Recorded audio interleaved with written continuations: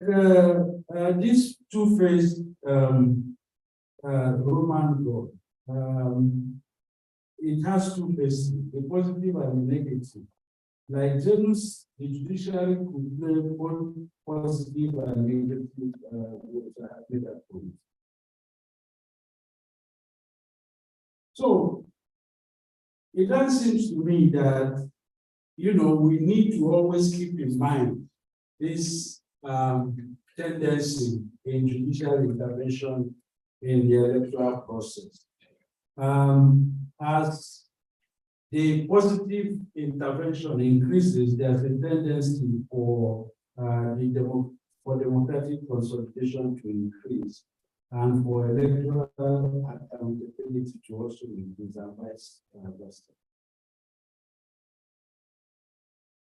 Let me then make a few points, about 10 quick points about the implication of what I have just said for democratic consolidation in terms of the role of the judiciary. I think the first point I would like to make is to make reference to the obvious conservatism of the judiciary in Nigeria in particular, and to argue that this deep-seated conservative character of the judiciary always comes into conflict with public trust and confidence in the process. There will always be a trust deficit between a largely conservative judiciary and the public. This is because the procedures of worshiping this Janus, as I said, are excessively technicist.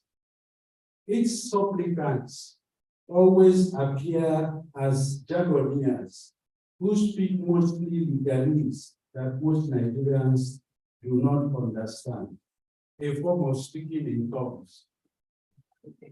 And for added measure, they dress like medieval aristocrats. And this portrays our court as inaccessible and tedious. Surely, if the outcome of an election is only determined on the grounds that a matter was brought by way of a writ of summons, rather than by way of originating summons. And these are concepts that most of us don't even understand.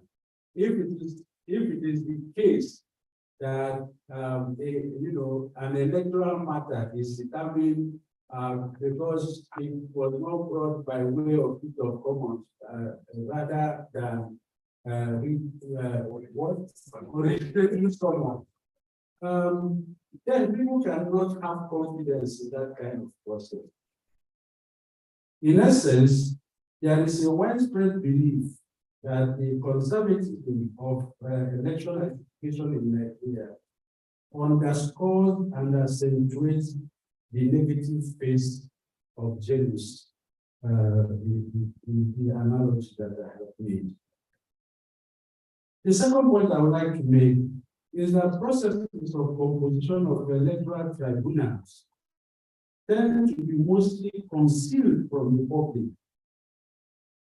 Therefore, they are not subject to any form of citizen scrutiny, raising accusations of favoritism, lack of consultation, and lack of consultation. The criteria are not made public, and those appointed do not go through any evaluation to determine their suitability. And I think this is the second very critical point that I need input on. The third is on pre-election matters. Pre-election matters. Because many of these matters become an albatross, if you like, to the whole process of conducting elections. They waste time, they distract the election management body, they grossly misuse ex parte orders, they are replete with contradictory judgments, especially from courts of alternate jurisdiction, And some of them even continue long after elections have been concluded. In fact, in some cases, they continue even after those elected have finished their term in office. Of course, I must concede that there have been some improvements in the recent past in terms of, the time for filing and for determining some of those matters. But some of them still remain very, very disruptive of the process, especially when you have all these contradictory jurisdictions, particularly because these pre-election matters can be filed in initially, I think before the amendments to the 2022 Electoral Act, can actually be filed in state high courts or federal high courts and in any jurisdiction. So you can find a case, a pre-election matter in Anambra State that is determined somewhere in Yobe State or filed somewhere in Yobe State and at the border between Nigeria and the Niger Republic. And then at the same time, the two courts will deliver completely contradictory judgments on the same matter. Not to talk of the tendency to use orders. The Electoral Management Body, INEC, will often be served without being heard, without even being heard. And in one absurd situation, incidentally in my state, and I'm ashamed to say so, an order that was described, in fact, practically unknown in the history of law in Nigeria, something that was described as a perpetual ex parte order. A perpetual ex parte order. So this was an order issued on the commission without hearing the commission, but to be but made in perpetuity. In other words, it cannot be acquitted, it cannot be removed. So those kinds of abuse come with these pre-election matters, and I think it's important to keep them in mind if we are going to improve electoral justice in Nigeria. The fourth one is what I call here the irony of technicalities. I've already mentioned one case of a matter that was either not dismissed or was dismissed or something like that because of how the matter was brought. The irony of technicalities is that my sense is that if these technicalities came into existence to help improve the delivery of justice, to cut down on time, to make sure that people follow certain clear procedures. But the irony is that those technicalities are now being used, to deny the delivery of justice, to deny justice being done. What do I mean by this? These so-called technicalities, and there are so many, and that I think is why the former Chief Justice of the Federation, when he was being screened, and he was asked what technicalities mean in justice delivery, and his response, I don't know if many of you remember that, was that it is like driving an aircraft. It's like driving an aircraft. I don't know what that means, but I think it must be a very complex thing to drive an aircraft. I used to think they fly aircraft, but he said driving an aircraft. So the point is that these technicalities then are used to prevent hearing the substance of the matter, which is actually where the justice lies. If you say we cannot hear this matter or this matter is dismissed because it came by way of originating summons rather than writ of summons. That, for me, is the height of injustice, because the whole matter, the substance of the matter is not there. And that's why I think it's an irony. Technicalities are meant to facilitate the expeditious delivery of justice, but they have become obstacles to justice. And to dismiss a case without hearing the substantive grievances of the petitioners is in itself grave injustice. The fifth point I would like to make quickly is the inadequate understanding of the electoral process by some election petition judges. I think that this is understandable. Judges are not meant to be experts in everything. And I also think that it is this lack of understanding of the complexities of the electoral process that make election petition vulnerable to the legal gymnastics of lawyers. Because then the substance of how the election was conducted is conflicted by putting on the front burner issues of technicalities, of legal complexities, and so on.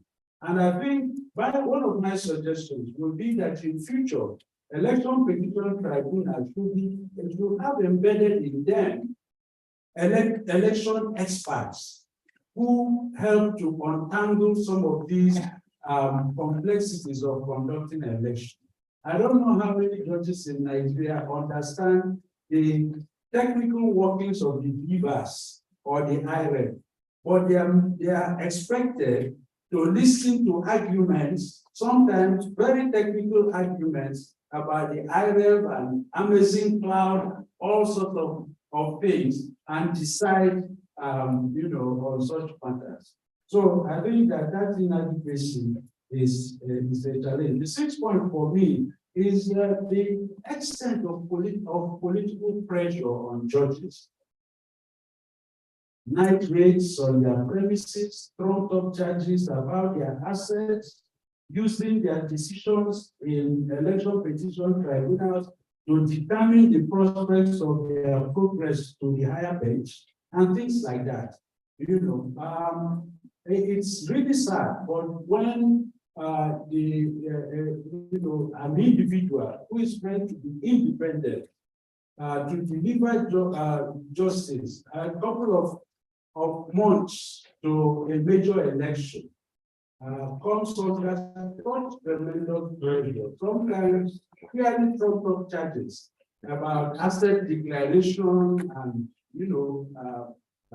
accusations that are not in any way substantiated about taking bribes and so on. As human beings, you don't expect people in that position to have, and the state can be extremely powerful. It not only controls the instruments of violence, which can be unleashed on individuals, but more importantly, controls the media.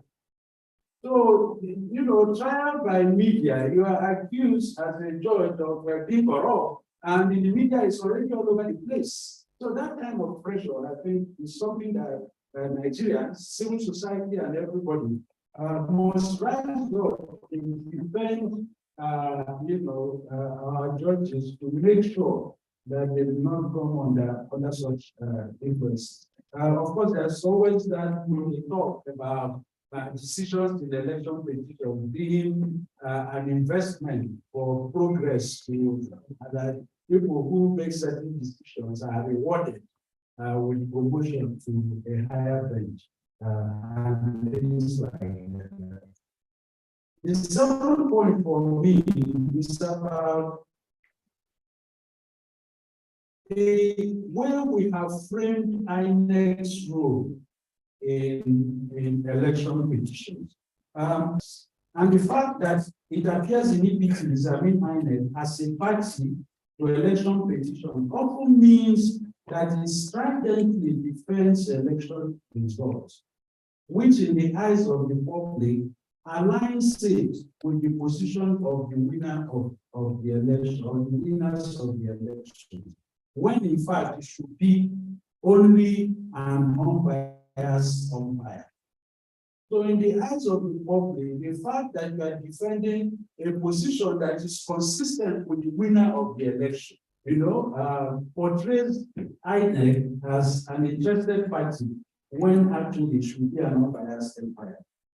So the odds are stacked against the loser of the election when the person who conducted the election is so openly defending the result. So it's almost like the winner and the umpire become one, in the process. So the odds are stacked against the losers of the election, who also bear the burden of proof to establish that the elections were not conducted in compliance with the law. In other words, the loser is meant to prove what INEC did. The burden of proof is on the loser to demonstrate what INEC did. And that is why I said the odds are heavily stacked against the loser. It seems to me that INEC should have a redefined, unique role in election petition, which should be framed around the provision of required evidence, providing information about how it conducted the election, and drawing the attention of the EPTs to legal and administrative precedents that are relevant to the cases, and therefore should no longer be joined in cases as a party. However, if INEC was continuing to be an interested party in election petitions, then the burden of proof in election cases should shift to the commission. The burden of proof should shift to the commission. This was one of the recommendations of the Waste Committee. According to the committee, and I quote, since the conduct of INEC as the umpire is the issue in many petitions, INEC should bear the burden of keeping compliance with the Electoral Act. I know this issue, I have pushed this issue with many lawyers, and they don't seem happy about it. They don't think it's going to work, but I think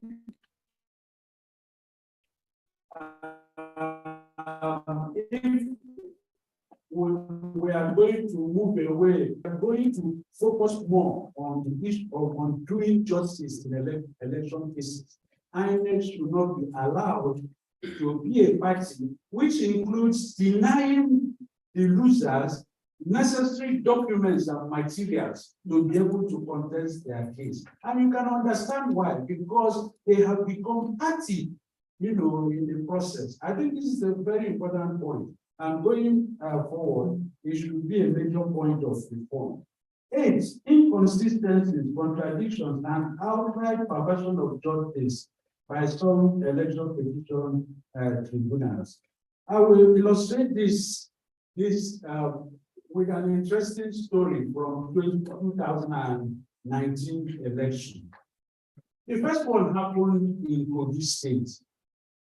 The returning officer for a senatorial district in Kogi State, while completing the final form, declaration form, had signed off and dated that form the day of the election, rather than the day he completed the collation. So the election was held on Saturday, but the declaration was made, I think, on a Monday. So rather than date the form Monday, he dated it Saturday. So the loser of the election went to the tribunal, and the tribunal, of course, threw it out and said, this is a legitimate mistake. Then he appealed, and the appeal tribunal annulled the election on the ground that they were not sure the election that the man was referring to. So it was annulled. Now compare this to what happened in another senatorial district in Akwa Ibom. The returning officer, while completing the final form, returned himself. What do I mean by that? Where he should write, he was to write the name of the candidate. He put his name. Is that how Professor so and so of University of York, having scored the highest, he declared himself. And the loser, of course, challenged that on that basis. Of course, the tribunal said it is clear who won the election. He went on appeal. The appeal affirmed the decision of the tribunal below by saying, look, this is clear. The person who won the election. So if the appointment case was not, election was not annulled, which I think was a more fundamental problem. But the other one was annulled just on the mere basis of the date. And the terrible travesty that then happened was that when that rerun happened, the original loser won the election. So the initial winner lost just because somebody wrote a wrong date.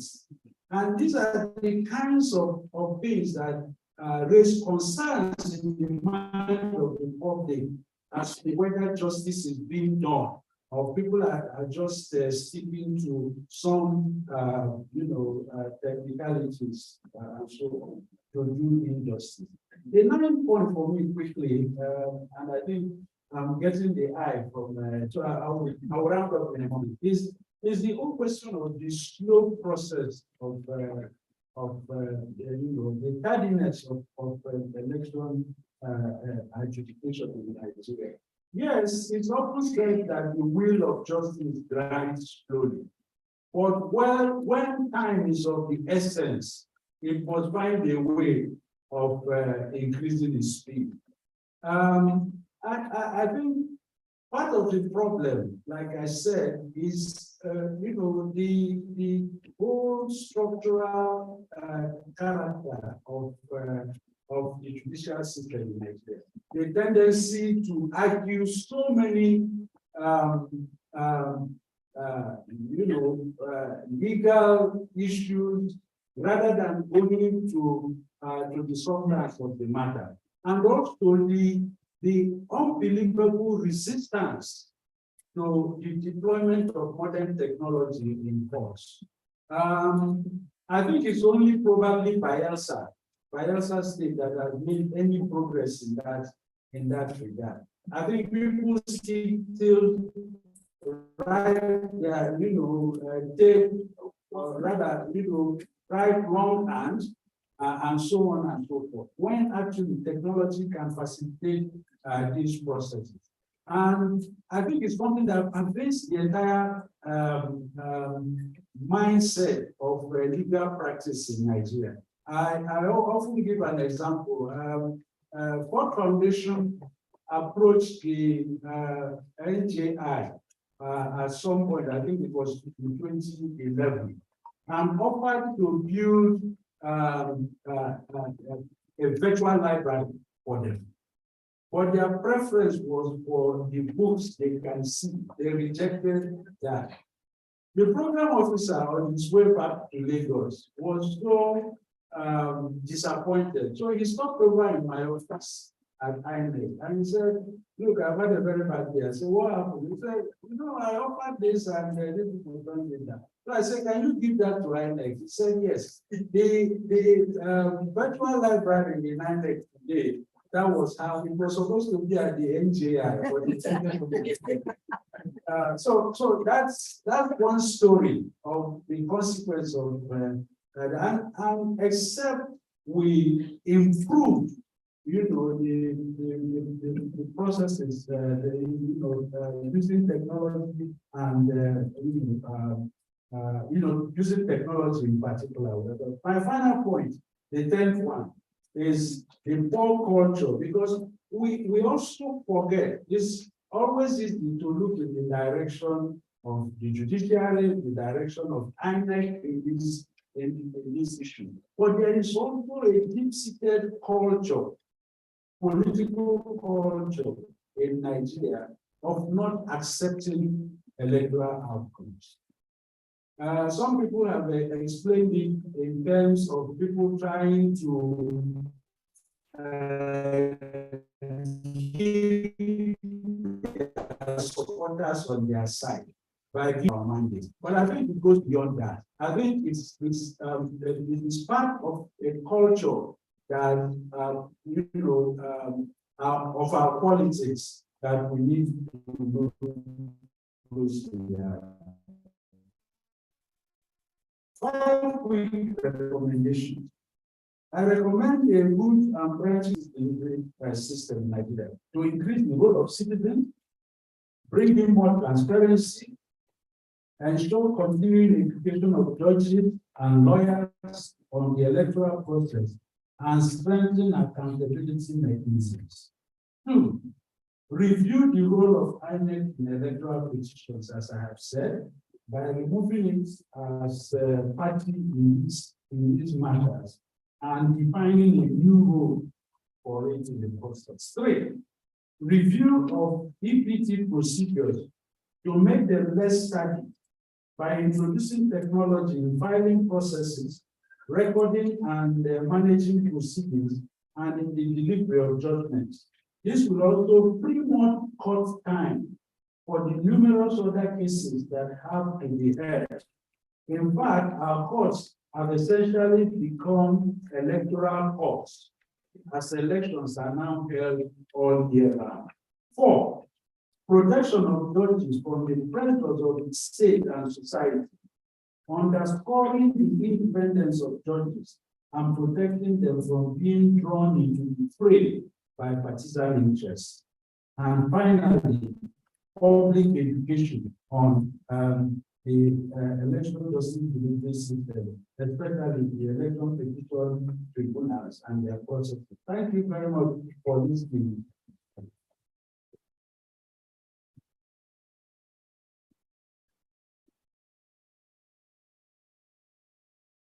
I want to take that clap as one for yourself. I want to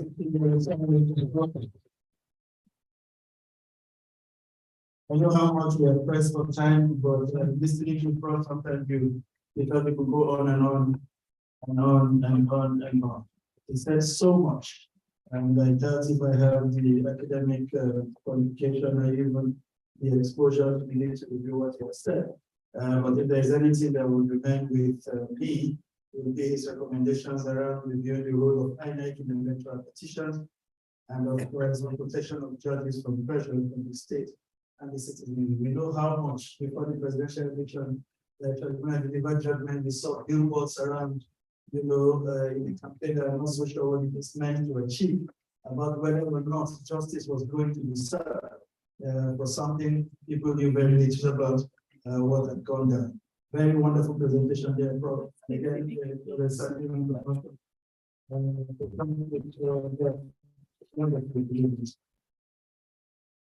very quickly, I would like to recognize Mr. Chris Okeke, Senior Convergence Advisor, FCEO. Also, Juliana Storianelli, if that is correct. Juliana, please pardon me from discussing their room. Also from FCEO, they have been with us from the start of this program, and by invitation that will mean about 2 days before the inauguration of the technical working. We move very quickly this time. We'll be listening to another eminent scholar, one who has been in the development world. He will be talking to us on the impact of Nigeria's politics and post-election justice. I'm talking about no other than the safety. Gerardo Fatostori. You are having your head professor of speaking. I want to take you that we're giving you of this phone, and we'll see you taking this conversation forward. Thank you very much for coming.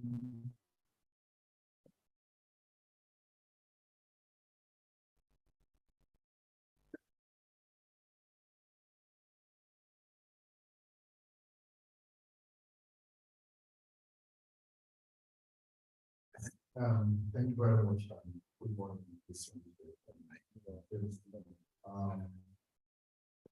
You see, I come from a background that required teachers quite a lot. So the concept of knowledge, it's not just for your teacher, but the person you taught you in the natural. For your teacher's friend and your teacher contemporary. So you may not have, and then they may not have taught you in the classroom, but because they are your teachers friend and they are contemporaries of your teachers, so they are your teachers. And so I'm thinking this out after I observed maybe I also use my teacher. And they may not have taught me in the classroom, but it's a contemporary of my teacher and the friends of my teacher and also my friends. Because learning is a circle. It doesn't believe in the concept of knowledge. That your teacher learns from his friends and also learn from his contemporaries. And therefore, all he has, the embodiment of the entire knowledge, the knowledge they have, is a collection of contributions for several other people. And that's why the concept of knowledge is very broad within that cultural context. I try that much as possible. And I think one interesting thing about those who don't know, and I believe many of us do here, is that one is arguably our leading scholar on elections in Nigeria at the moment. Two reasons. First is years of academic work, political theories, political scientists. Second, is almost a decade more robust and better understanding elections because it's able to bring his academic discipline to explain, examine, and theorize our electoral process. So I think, Prof, thank you very much for setting the tone for this conversation. I'll try as much as possible not to repeat what Prof has said. But I'm starting my presentation from the privacy lens. I think one of the few last sentences around the political culture of the country and how that shapes our attitude to elections and electoral, maybe the justice, dispensing systems in our elections tribunals. So mine is not to look at the election petition processes and its benefits, but basically to examine how our politics, the country, influence our attitude to election petition tribunals, our conception and understanding of what justice is, whether justice will be dispensed or not. And I'm looking at this largely within the context of our political culture as a country and the institutional framework and structures we have for this delivery. Elections has always been very important for every democracy, and Nigeria is not an exception. So in fact, to some people, this thing we refer to elect to democracy is actually elections. So any other knowledge thing they are defining about democracy is secondary. What democracy means for many of the politicians, including the electorate, is just about the regular elections. And so elections happens to be the only face of our politics that citizens' interest is galvanized, is mobilized, and pulled out. So check our elections period or during the election seasons. How active citizens become either because they are going out to register to vote through our continuous voter registration process or through the what we call the campaigns, which is more like jamborees. And so mobilizing people to actually come out and the election day, people coming out. That's the only period that students become very active. So elections has become a major defier of our democracy, good or bad. Whether the result is in their favor or not in their favor, the reactions in most cases are the same. So I'll be looking at this from from different phases. One, because election is so important to us, our electoral process are very contentious. There are contentions virtually over everything that has to do with our election, with our elections.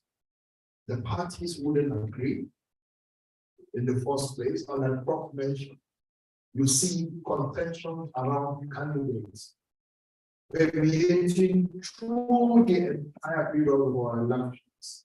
And then sometimes, even when election petitions, in some cases, the ban, when election petitions processes were waiting, pre-elections cases are still running on the parliament. And there are instances where pre-elections cases are actually linked to the way of a particular electoral decisions or vote in the past. So it's always very contentious. We never agree internally within parties. As election period gets closer, new parties are emerging in those days, but thank God now we've been able to manage that significantly.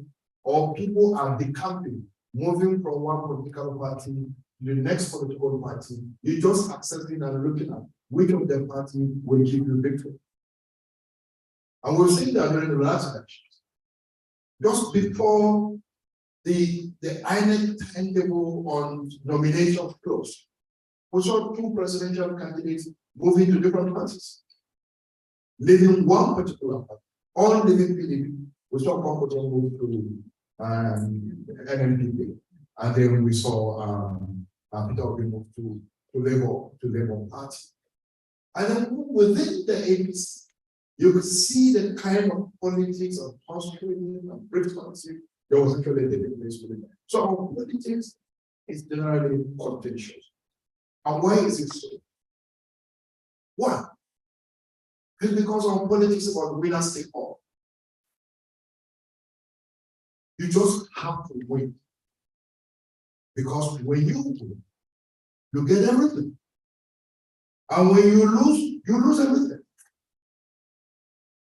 And so at all costs, you actually want to be on the winning side. And there are different kinds of saying by our politicians. One, on this ground, they tell you that, look, just win at all costs. Instead of you being sued, instead of you suing, it's better than you sue. So instead of you going to the tribunal to make a complaint, it's better others go and complain about it. And so you just go to court. You do everything, you win the election, and then you go to court.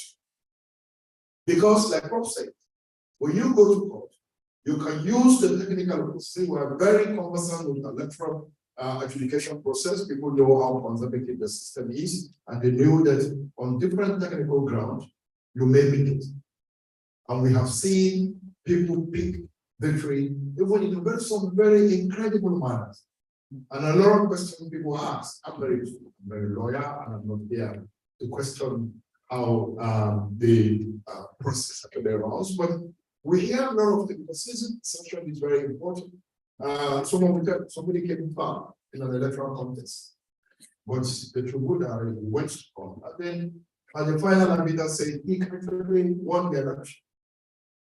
And that's true. And that's why it sounds incredible. Citizen would not, there is no amount of explanation you will provide to people. You may have followed the normal judicial process, you could have walked over it. But an average citizen will just not understand. And this explanation, people say, this guy came far for the result. So how did he skip the second? And then after they become the first. So these are the kind of questions that people will ask. And it's because you don't have to win. So why do you have to win? Because when you win, you get everything. And what is that everything? What is that everything? One, it has to do with power. It has to do with the purpose of the office. The purpose of the office is one of the major encouraging factors in politics. Is the political context or active engagement in partisan politics is one of the easiest ways of social mobility. Your class will just change just because you've been elected, or just because you are very active in politics and can easily be rewarded with certain things because you have been closely in that context. So it is one of the first things you do. You know, in the military, in those civilian and military roles, see a lot of young people joining the military. And in those periods, I was also in the Nigerian Defense Academy. And I have this saying that my first year, the first year students in my class, my first session with them, and I asked this question: why did we decide to come to the academy?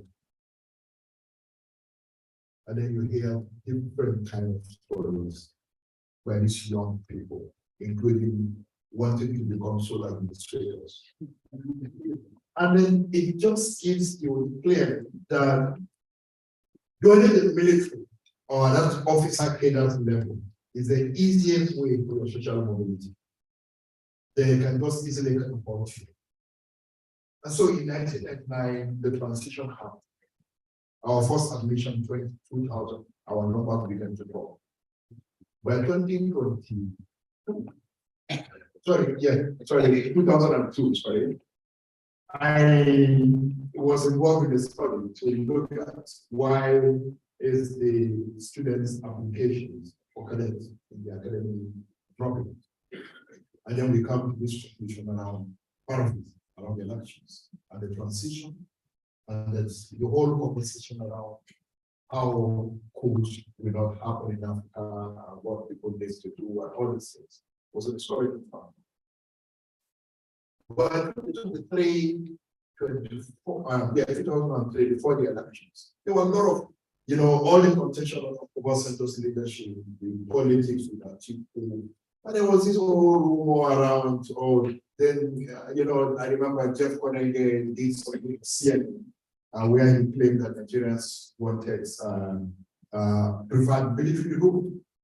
That Jerry Ghana sent him out of got the immigration to one military part of the country. Jeff Konenge was a CNN person, he's a Kenyan, a good friend. I was in Nigeria at that time. Mark, if you remember, Jerry Ghana actually had Ministry of Information had to stop all radio and television stations from hooking directly to different international programs. Then our applications were here increased.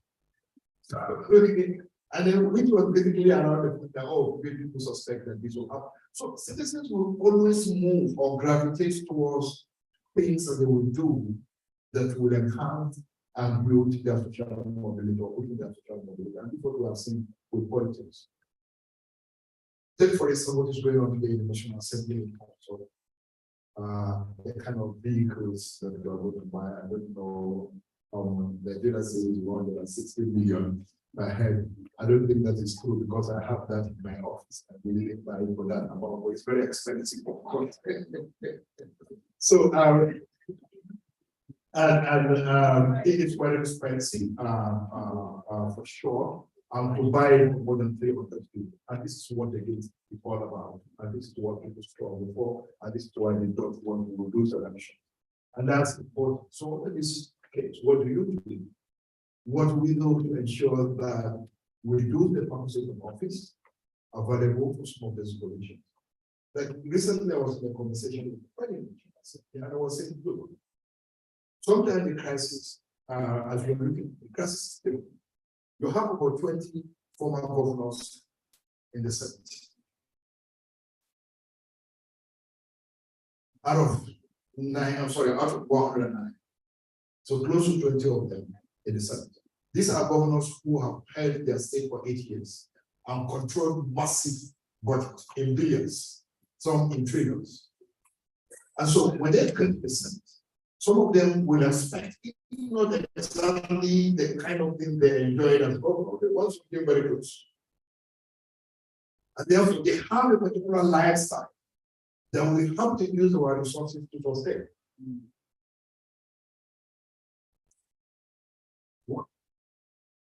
So this is why they have to win the election. Second, or the third issue, one of the major things we struggle with in the country is corruption. And we can't deny that. And the truth about it is that the nature of our society, that we are interwoven. The civil society, the public sector, the market, and the state. There's an element of interwoven, and no one stands independent of the other. And we try as much as possible to influence each other. And part of the awareness and the structure we develop in the society sector is how much we can work to influence the other parts of the society. And this conversation we are having today is part of that process of ensuring that we influence very positively. So there is an element of interwovenness. The same thing if you look at our institutional structure, whether in three organs of government, the executive, the legislature, the judiciary, and there are different institutions and all, they are also interwoven. And therefore, whatever happens in one impacts on the other. And so you can't accuse one segment of the government of corruption and believe that other segments are immune,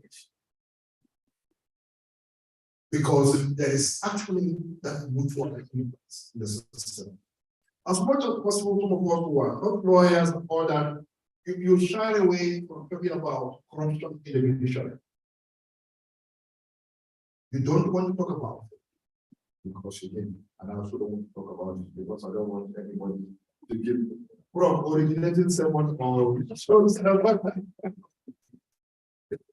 I don't want that to happen, and that is part of it. It's so hollow, it's so deep, it's so distant that citizens don't engage the judiciary.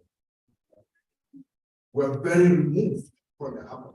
And the people that relate with that institution are those who are trained in the ruler. And in Nigeria today, particularly for elections, we are saying it has become the space of the SARS. So you go to election petition to and then you just say the SAN. So you just do SAN. Sorry, we do SAN. We do SAN for 2 hours. Sorry,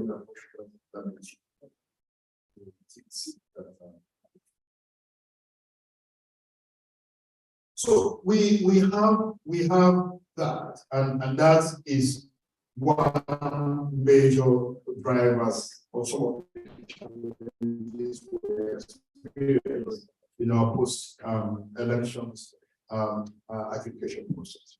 Then the nature of our politics, the ethno-religious and the regional divisions that sometimes shape our national politics.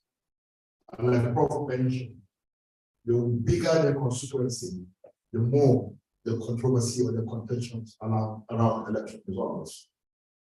So we do have national elections, particularly presidential elections. Some of those divisions that we have struggled with over the years in our politics always come to play. And they play a very important role in determining whether we win or whether we accept the election result or not. And I give you an example of what happened in 2011. 2011 was a safe period, and that was one of the finest outings of Buhari under the CPC, the party he established and the party he controlled. Because the previous ones were under ALP. And he was the candidate, but he didn't have control over the party. In 2007, the governors were in control of the party. And the governors decided on their own to support their fellow governor who was in the other party. In fact, the campaign manager, the director of Buhari's campaign, who was Sadi Mokura, the governor of Zamfara State at that time, He resigned. As because he resigned, for personal reasons. But the reason was the fact that their friend, a governor from another state, was running for the president of a different party. And that was a really of course, all of them were not maybe in there, and then he went to CPC, he formed the party and ran the elections. A majority, most people, particularly younger people, the underclass, traders, different kinds of roles, but the mainstream politicians of the North, 2011, everyone was for Buhari. And everywhere you go was safe out. And then the elections happened. And Buhari did not win. It was difficult, even though anybody who understands the general politics will recognize that they couldn't have won the election. If you understand, you know you couldn't have won the elections. But an average person out there believed he won the election. And you can't convince them. The election was rigged.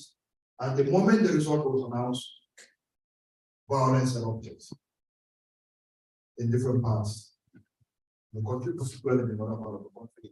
But even within the north, in states with existing ethno-religious contentions and conflicts, and Kaduna was one of the major ones.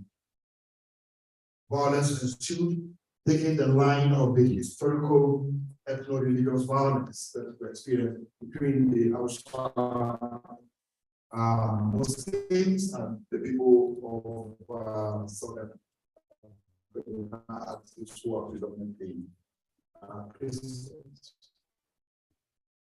And that's the introduction. That's what we select. You find that dynamics. And so the larger the Australia as the pro trying to draw on his coefficient, I think it speaks quite a lot on that issue. The fourth issue for me is the residual militarism in our body politics. Nigeria has experienced 12 years of military rule.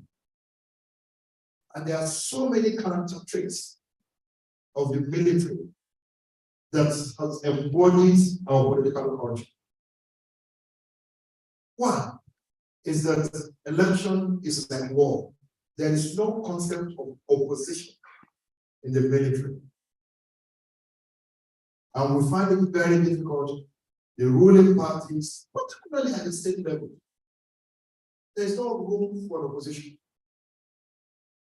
It's either you accept it or you don't. And so because we don't have room to oppose, you have to work hard to actually be the winner. And then two, because the ruling party will not even give room for the opposition to play its role even as an opposition, then that's another problem. So violence, which is one of the major characteristics of militarism, have permeated our electoral process. Youth violence, arms violence, different kinds of things that were actually used to achieve our criminal election. So the exact residual element of our military experience. And in fact, even our approach to governance has not significantly shifted from the way the military manage the affairs of the country. And if you want to see the example of this, look at how we run our state governments. The state governors are more or less like the state, like the former state administrators that we used to have under the military. They have kept all this, including what we call the security function. They have everything. You can question them. And sometimes I personally feel that what a state governor can do and get away with it, a president of Nigeria cannot try it. You can try it. Governors are untouchable. And we are beginning to see many of them who have been governors now playing an important national level roles and check their attitude, check how they are managing the situation. You'll find out how militaristic those things are, and those have been major drivers of our attitude to election result and how we manage electoral administration. For me, the other one is about INEC. And I think Prof has spoken extensively about INEC, and I'll try just to pick one element. I personally think that INEC is overburdened with a lot of responsibilities. The logistics of conducting the national election is a whole nightmare. The way people are appointed into the commission is also very questionable. And that reduces the public trust on the commission. And therefore, when you are not the winners, it is very easy to just say, look, is this INEC? Even without evidence, it's very easy to say. So I think,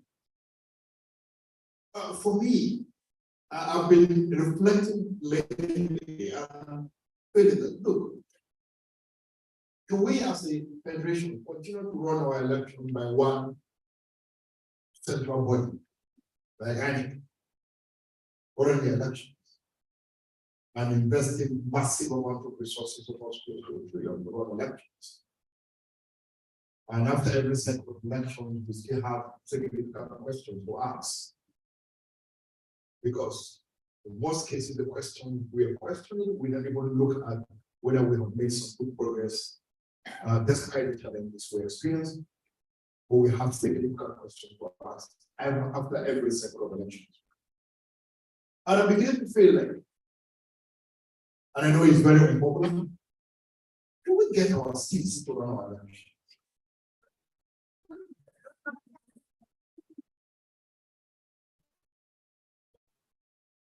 Someone will tell me about state electoral commissions and what the states are doing, but I'm not saying that we do it with the current constitutional provisions. Can we make some changes to the constitution?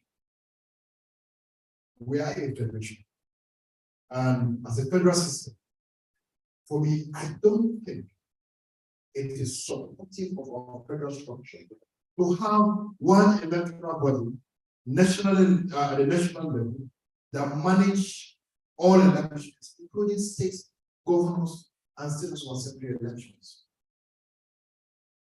Check, do a quick check of the different federal systems we have in different countries and check how elections are managed in those locations. My sense is that we can make some changes instead of spending another line of energy and resources on electoral reforms that is set out on INEC. Can we think out of the box? Think out of the box, take the risks. It may not be good enough the first instance, second one, but we'll get there. And my suggestion will be this. Make constitutional amendment to strengthen the state electoral commission to run our elections. I think would be like the National Judicial Council. The Constitutional Commission, NJC, NJ Council. Yeah, be like the National Judicial Council, and they're returning a returning body for presidential elections alone. Only presidential elections. So the elections are conducted at the different state level, aggregated, and then returned for the presidential elections. But for other elections, they can be returned at the state level. But what INEC does is to serve as that body that regulates the activities of the state electoral commission, including appointing the electoral officers for each of those states. And then set up a minimum standard for the electoral process. Minimum standards. And then see, look, because you see, nation building is not an easy task. It's not something that you sometimes involve taking some risks and see whether those things will work. But I believe if we go in this decentralized manner, one will depend on the federal system. We will also take the issues of public accountability to the states. People will have the state level. Attention will shift significantly to the state. And probably we can use that process to deepen public accountability in those states. Because, as I was saying, look, the system we have today, our state have probably cut off themselves and their affairs are managed in a manner that does not serve our interest. So this is a very controversial one, but I have been reflecting on it, and I think I dropped that with Bob the other days in Uyo when we met last week, and I was saying, Bob, this is how I think about this. I don't want to spend my energy again thinking about electoral reform. So I actually want to do big things. I want to think out of the box. I want to find other ways of doing this thing in a manner that we can actually deepen our federal system. So, and if you check, because of these challenges, we have seen election petition growing since 2015. Since 2019, during after the transition to I think the highest we have seen in our election petition was in 2007, which was around 80-something% of the positions contested. I think 87, if I'm not mistaken. And the second highest is this last election, which was 83% of the positions that were contested. And so if you look at the relationship, you try to compare for people very conversant or who have done some work in our recent electoral history, we say that the 2007 elections was arguably the worst election we have had in the country. It was so bad that the president that was elected through that process actually did accept that it wasn't good enough and decided to set up a mechanism to reform. And that was why the OS committee was put on. Of course, the recommendations are still out there, and Bob have mentioned some of them earlier today. But there's still a lot to do in that regard. So you compare that with what happened in 2023. So what that tells us is that the public perceptions and people's understanding and acceptance of election determines the number of elections petitions. In 2015, there was the first time in our recent electoral history that we had less than 50% of election petitions of the positions that were contested. It was about 48%. And that's the lowest they want to start. But since then, 2019, the number went up, and this year is even went much higher. And that is driven by the nature of some of these issues that I've tried to highlight here. And lastly, for me, I think there's a lot we need to do about our elections. There's one thing I would like to repeat from what I tried to address in the thing that Bob said, but one thing I would like to repeat from Bob in terms of what to do with the election reform is. Look, I think we need to open up our election tribunal. The elections is about citizens.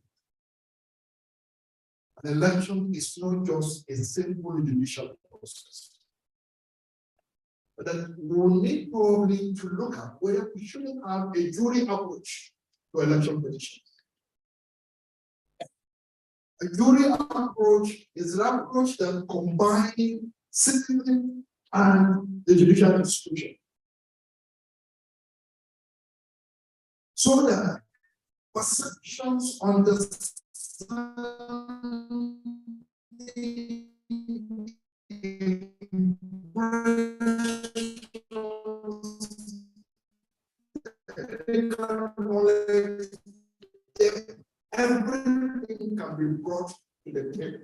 in determining elections petitions at DC, and one of these for some weeks. And also, I think what he said when it's been conscripted into a newly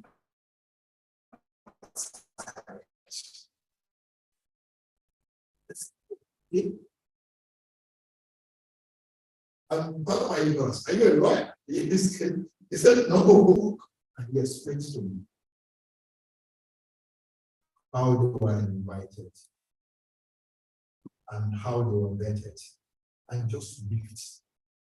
And it's mandatory, you must accept. You have to accept it.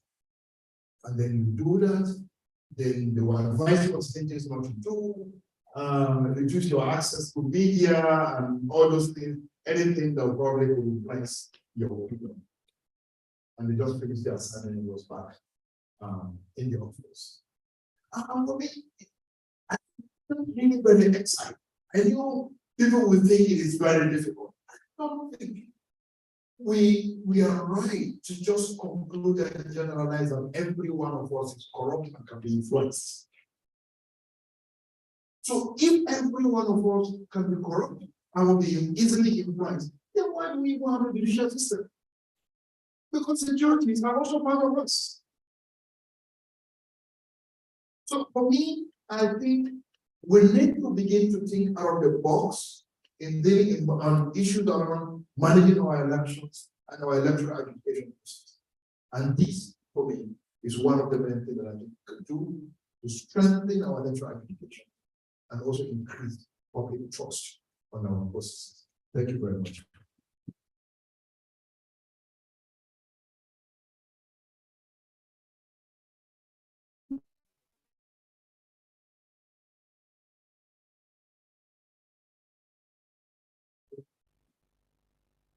Thank you very much. That's wonderful delivery.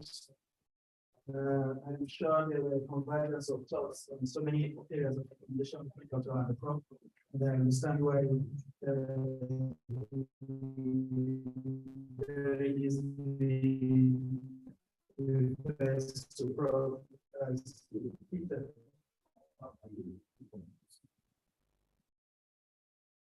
Without attending to summarize some of the things we said, I was looking over the whole when you proposed those radical reforms, including handing over some of these assignments to the states. And I could hear the more from my television,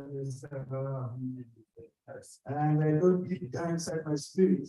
I had come to the conclusion not be good. I don't think that I work in this country, I just want that are centrally controlled. There was one big thing was election is one area where we want to be handing over to the governors to manage everything they are giving them. We probably are not returned to once with any sense of accountability. I'm very sorry to say. But we'll see how that goes. It's good to think outside the box. So what I'm afraid of is when we go outside the school. That's my interest to doctor's suggestion, but as I heard from one of the tables, I was talking the sense of this thing that he just said. But we'll give it a try. It's an open, it's a marketplace of ideas and everything can be tried. At this point, we would break proceedings for tea break. I want to apologize to Professor OAD because this paper is supposed to come up now. I see some of you looking at your wristwatch. I said it's tea break, it's tea break. Right? And I've been informed that tea break will take place at the Brown Lounge, just through the entrance. We'll be guided by Biswa and our team as you proceed to that place. I want to plead that we do this under 20 minutes because there is so much to be taken. I hear the board chair saying we should do working tea, right?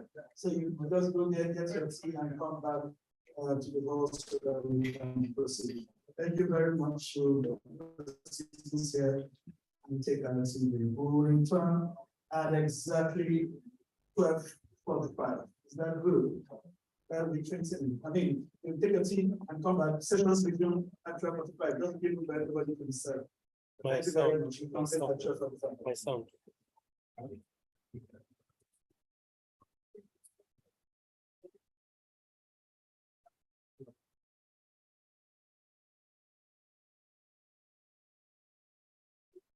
Blah,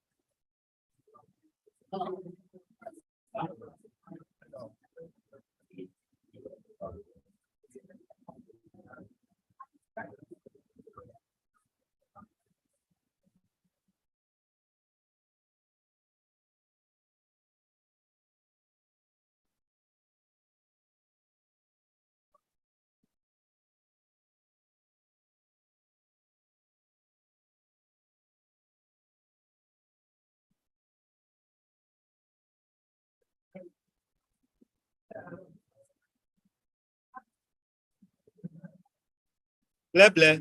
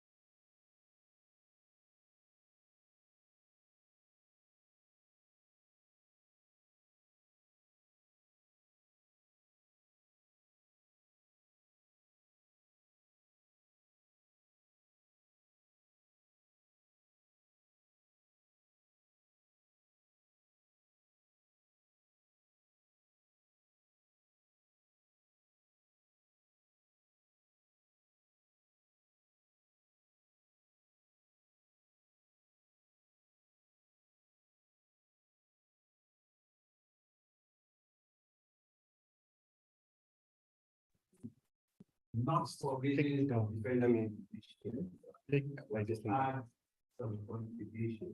The contribution of a leader into lifting the proper body of account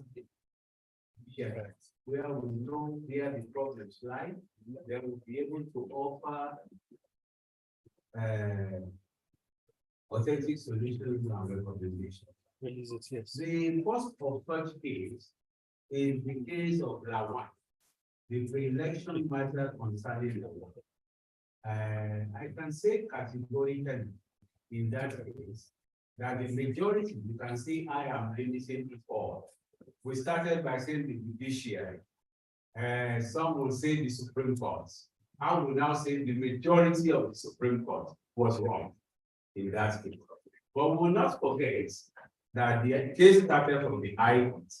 The High Court, to use the words of the professor, made a positive declaration.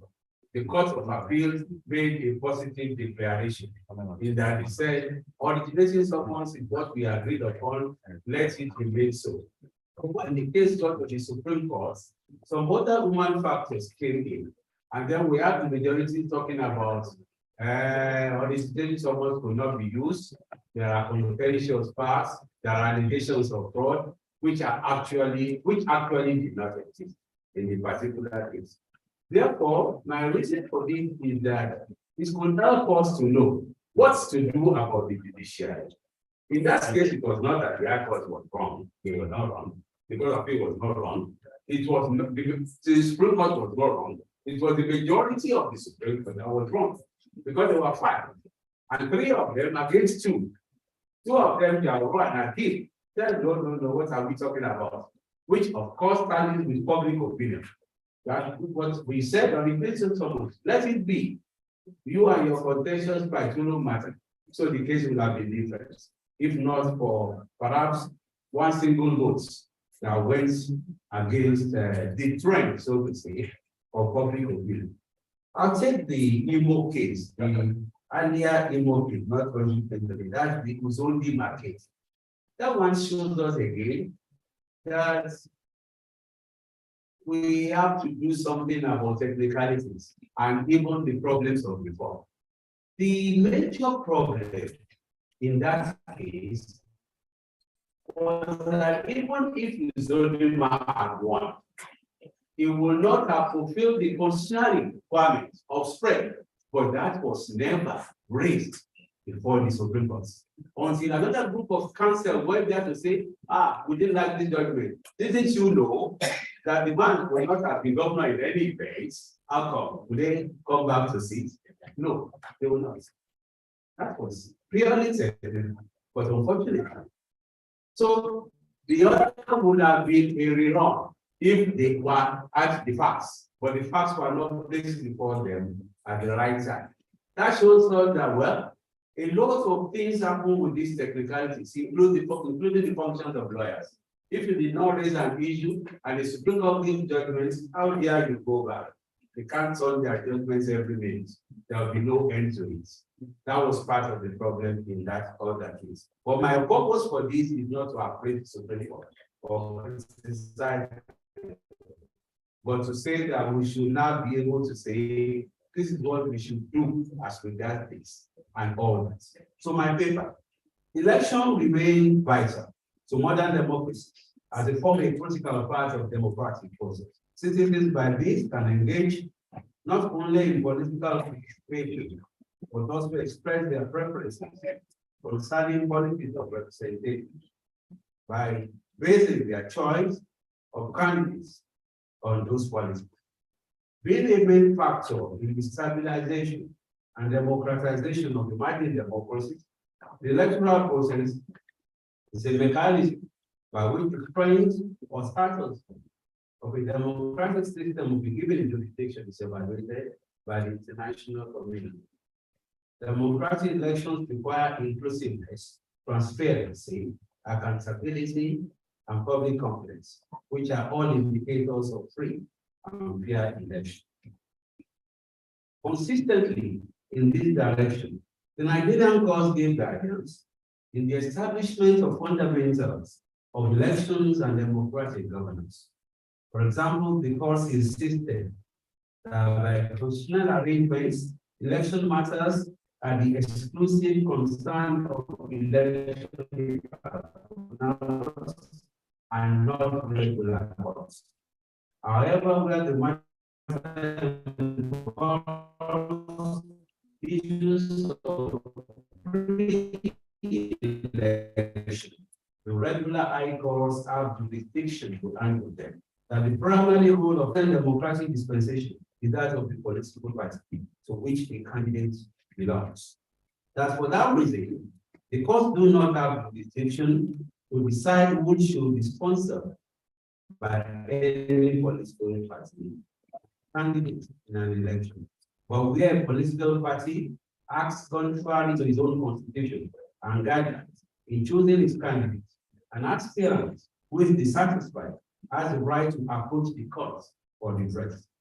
In such a situation, the court has the jurisdiction to examine and interpret relevant legislation and political party's constitution to see if the political party complies fully with the law in the conduct of its nomination, and that the court will never again allow a political party to act arbitrarily or as it likes. Political parties are now required to comply with their own constitutions. The court also insisted on the observance of time limits for filing and disposal of election petitions. As a matter of history, it will recall that the Pre-Current Election Acts unilaterally stipulated a time limit of 180 days for the disposal of election petition at the election petition tribunal or the high court level of election adjudication. This timeline was carefully and wisely declared unconstitutional by the apex court. That was that whole case. The current position through constitutional amendment is that an election tribunal shall deliver its judgments in the petition after sitting for 180 days. The Court of Appeal and the Supreme Court are given 60 days from the time the appeal was filed to dispose of an election appeal. Again, by date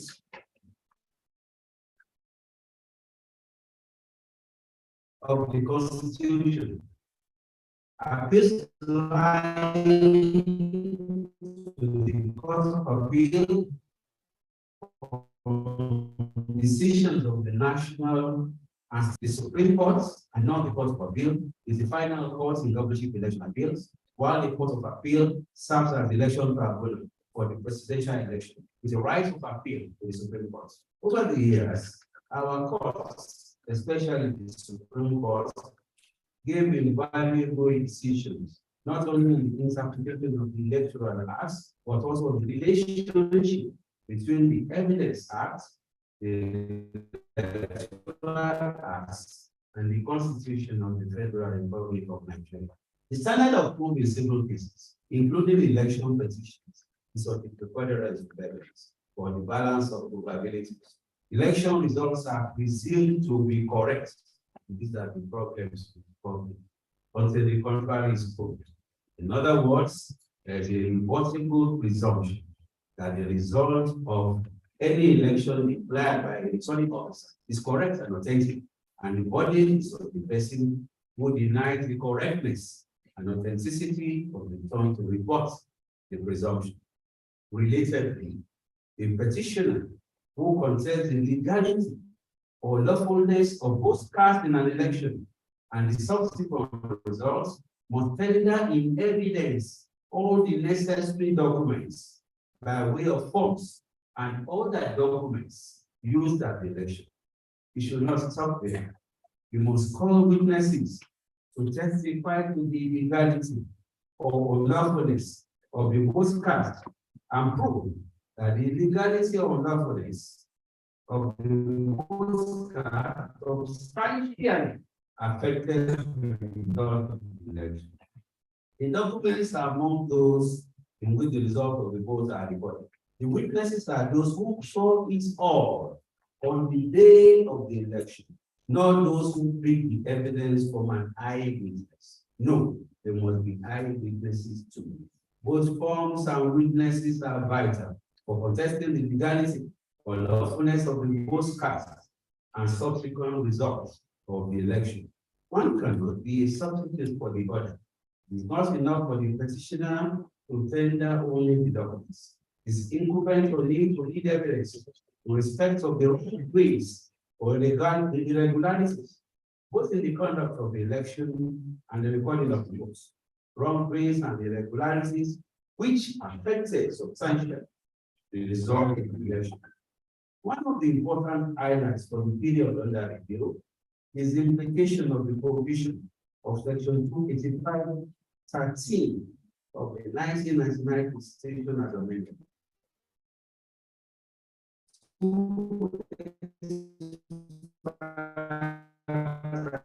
Says, I quote, a person as winner of an election in which such a person has not fully participated in all the stages of the election. The intent of the above provision of the Constitution is to prevent a candidate or even an aspirant within the meaning of section 152 of the Electoral Act from being declared a winner of the election unless he participated at all stages of the election. In effect, unless the person participates in all stages of the electoral process, culminated in the election and return of the winner in the election by a returning officer, such a person cannot be declared winner of the election by an election tribunal or court. The present position is in contrast with what happened in the case of Rotimi Amechi and Nine in 2008. In Amechi's case, it will be recalled that the person who contested the governorship election in appellant affair for reason of substitution as the party's primary election was returned in the governorship election in Rivers State and sworn in as governor. However, the Supreme Court, by an unusual extension of the logic of party supremacy, returned Amechi as governor, even when he did not participate in the election proper process. One or two other important things for which there has been constant debate in relation to election adjudication is first, whether the election umpire should not be saddled with the body to establish that he's conducted the election substantially in compliance with the law and stipulated guidelines. In this respect, paragraph section 137 of the Electoral Act 2022 seems to have presented a halfway solution. It reads, it shall not be necessary for the party who alleges non-compliance with the provisions of this act for the conduct of elections to call oral evidence if originals or certified true copies manifestly disclose the non-compliance alleged. End of quote. It will seem from the above provision that where the alleged irregularities are obvious on the basis of the electoral documents tendered at the trial, such as apparent differences between the number of accredited voters and number of votes cast on the face of results sheet over voting, one witness could testify in respect of all the polling units using the context of the original or the certified copies of results sheet which would have already been tendered at trial. I said there, and a footnote, that the key words here are manifestly disclosed. The courts are here to interpret those key words. Will it mean that you apply where there is no opposition to the tendering of such a document? Or will it possibly apply where there is an allegation that INEC failed to produce requisite documents, calling for the invoking of the presumption of withholding evidence under section 167 of the Evidence Act of 2011 against the election power? The second, which was part of the recommendations of the Waste panel, is the need to dispose of all election petition challenges before swearing in the winner. Experience from other countries who seem to say that with constitutional amendment, this may not be an impossible task. The need for this is simply because it is unconscionable, perhaps unfair and unjust, for a winner of an election under questionable circumstances to enjoy an advantage of office over his opponent the petition. My personal relation to election petitions is based on the assumption that I generally agree that adjudication in election and election-related matters should continue to be handled by serving judicial officers, including judges and justices, as the case may be, whether retired judicial officers. The reason for this is that serving judicial officers continue to be under the watchful eye of the National Judicial Council, which exercise supervision and disciplinary powers over serving judicial officers. I consider as also generally agreed that the concept of a free and fair election involves fairness and efficiency in election adjudication. That is, in turn entails, was not limited to a non-partisan and fully independent judiciary with men of integrity and life capable of enhancing the rule of law.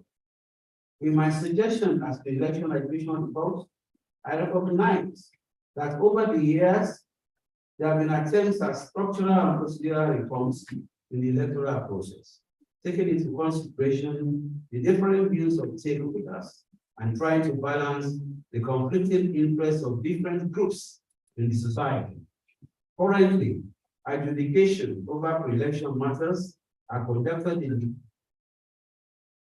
High Court, including federal and state high courts in the first instance court. It is now federal high court only, with appeals to the Court of Appeal and finally to the Supreme Court. Adjudication in election matters, that is, election proper, disputes or petitions, usually start from an election tribunal and end up at the Court of Appeal or the Supreme Court, as the case may be. In other words, if it's governorship, it gets to the Supreme Court. If it's Senate or otherwise, it ends up at the Court of Appeal. Here, I suggest the elimination of all system of appeals in the adjudication of election and election matters. I suggest a one-time tribunal for all the categories of elections without any further appeal to any other court in the hierarchy of courts. The Honorable Chief Justice of Nigeria and the Honorable President of the Court of Appeal, in consultation with 3 to 4 serving Chief Justice who are already members of the National Judicial Council, shall appoint members of election tribunals as follows. House of Representatives, a 5-man panel of justices and justice, consisting of chairman, Justice Court of Appeal, first member, Justice Court of Appeal, number 1, number 2, judge of the High Court of equivalent jurisdiction, and numbers 4 and 5, each High Court of equivalent jurisdiction. The judgments of this election shall be final in matters concerning election into the Federal House of Representatives. At present, the Court of Appeal is still the final court for election into the House of Representatives and Senate, and this is the reason why I do not consider it necessary to introduce membership for Supreme Court justices in the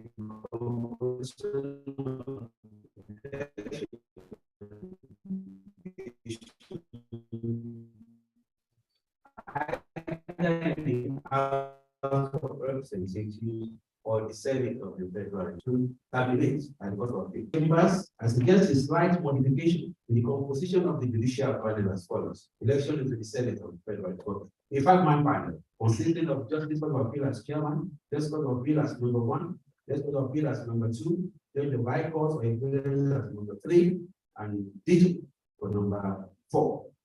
Unlike election into the National Assembly, governorship elections presently end up in the Supreme Court. For this reason, I suggest the following composition with one-time final application for governorship elections.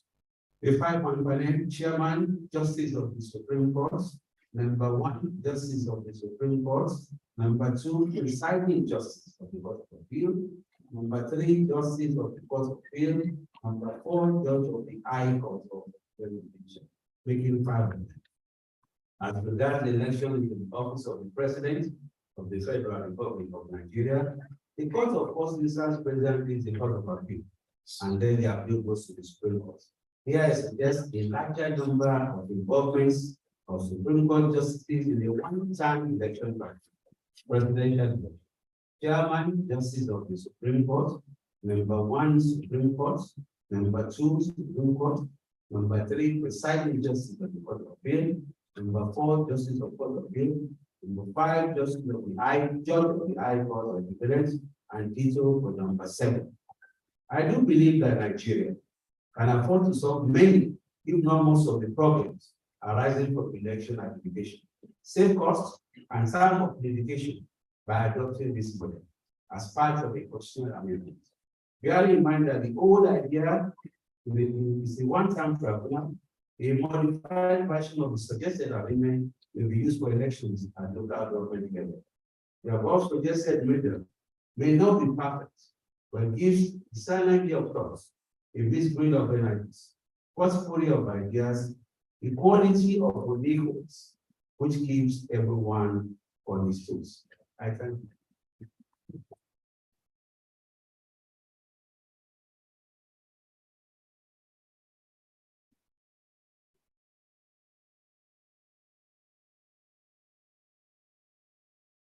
Wonderful round of applause.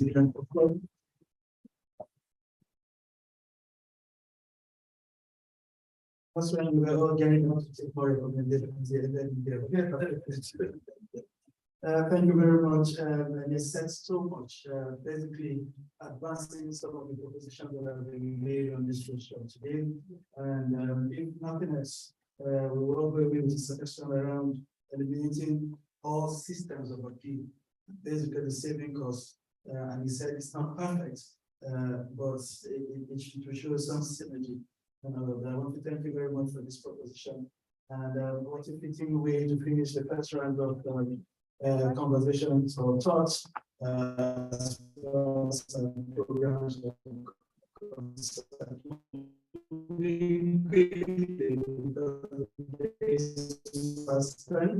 We'll move on to the plenary session. Programs we're supposed to have presentations and then question and answer. I would think that we'll take a single question and answer session. So as the presenters make their points, kindly those whatever questions you have, I will take them all as a collective. But moving on quickly, we would have citizens' perception of the general elections and the user. This will be presented by Mr. Nicola Idu.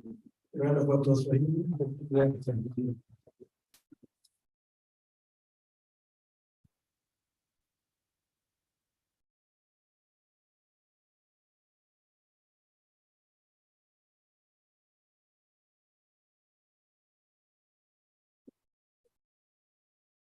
Thank you very much. Good afternoon, everyone. It's been I think, it's been a quality conversation this morning and a lot of recommendations. And we hope we make the whole process better. And I want to observe our protocol. Anyway, why they're working to put the slides on, because I just gave the slide. But to save time, I will keep speaking to some people.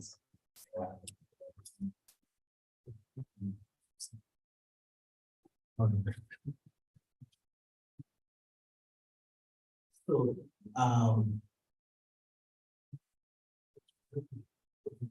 maybe you can just help me with my system.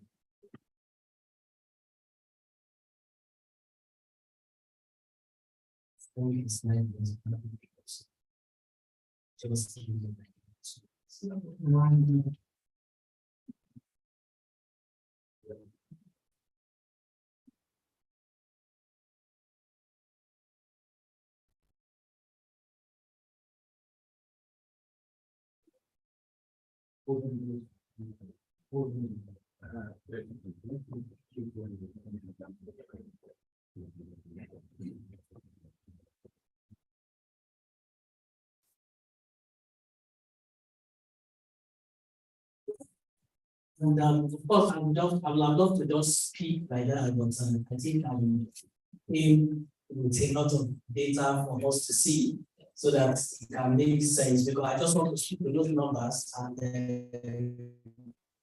we'll be able to, of course, relates with the recommendations. Very well. So let's quickly go to the next. So I think the first thing I need to let us know is that this is the number of petitions after 2023 elections. 1,209 after 2023 election. So we're working with the Court of Appeal, as civil society trying to observe your process and the whole process. So after that election, we have 1,209. Of course, if you want to see that, and this is just the breakdown, the one top there is the State House of Assembly, and then followed by House of Rep 416, followed by the Senatorial 148, and then 83 for governorship, and then we have 5 petitions for presidential elections. Now, so that is the breakdown of the 1,209. So if you want to see basically the distribution per states, the highest state here being River State. So after the election, River State was leading the law with 81 petitions from that state, and then the second is Kano, and the third is Imo. And then you have Ekiti, only have 6 petitions.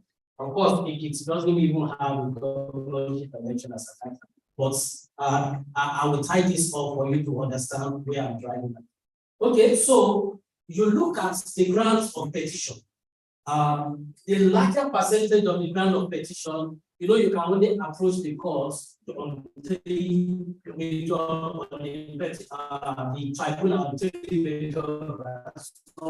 one is lack of majority of non-people cast.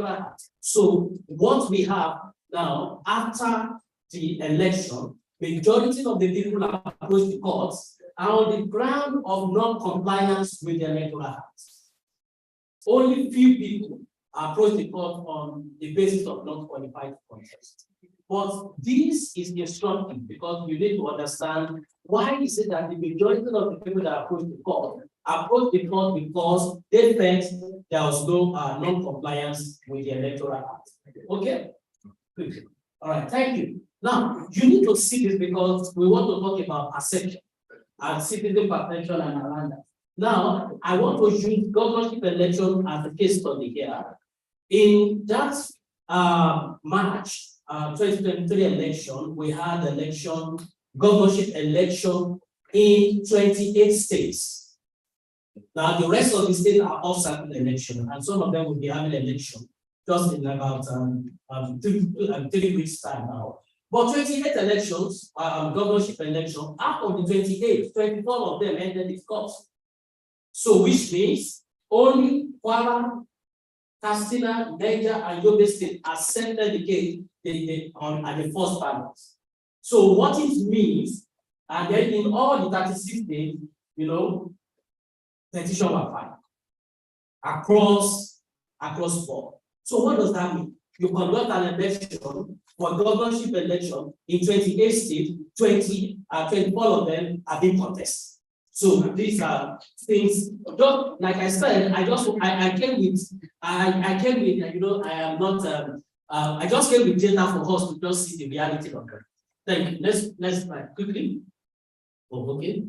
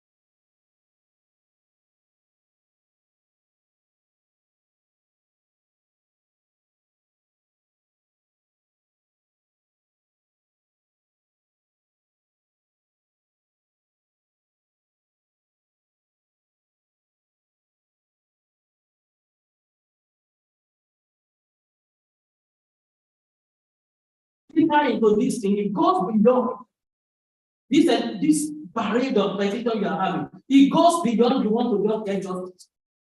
It goes beyond deeply. And I won't say more than that. It goes beyond. And that is why you go back and you will see some people charge as high as millions of dollars to appear before you. To appear for you in court. So these are then the last one there is that could it be a reflection of the election? Because when you conduct an election and then you feel no, you cheated me, and then people go to court. So these are the things we have seen. However, in answering this, there is a professor from the University of I think University of California who we work with to conduct a particular Professor Kelly to conduct a research on why are these people going to court? Why do we have more of this? Because we don't want to know the behavioral motivation or the perception. And one of the things we discover is that the man, at the end of the day, this is a bit of the methodology. No, the study about face-to-face interview with 360 candidates. Now, these are not citizens, they are candidates, the petitioners themselves. And then, of course, if you also want to see the people spoken to in APC, PDP, and the rest. But let me show you the next, how it was now being disaggregated. So it was disaggregated as, well, effective remedy. So by effective remedy is that I'm approaching the court because I feel the court will do justice. They can, and then the other one, the next one is sole loser. This set of people, their motivation category is not strategic. It's just like, look, you won this election, I'm not going to take it. Even when you win this election, I will make sure you even spend money in court. That is one. Number two is that they can't just take defeat like that. So they just also must inflict a bit into their position. Then the third one is that you now discover that people also go to court to use it as a marketing platform. And I will show you what we see there by the number, by the percentage of cases that are withdrawn within 3 months that they were filed. So then the last one there is reputation building. And this is key. The reputation building is key. And you see, so and what is the reputation building? Is that one, for two reasons.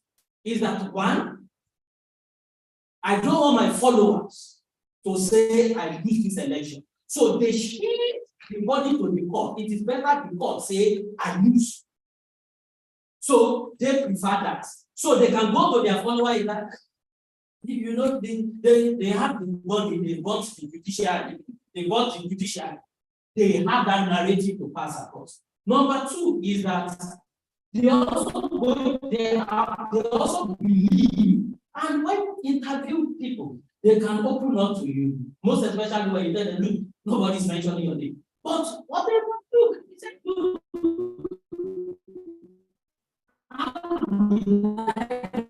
lose an election and say, okay, followers will think I am a victim. So it's better to fight so that I can come back next time. So next slide.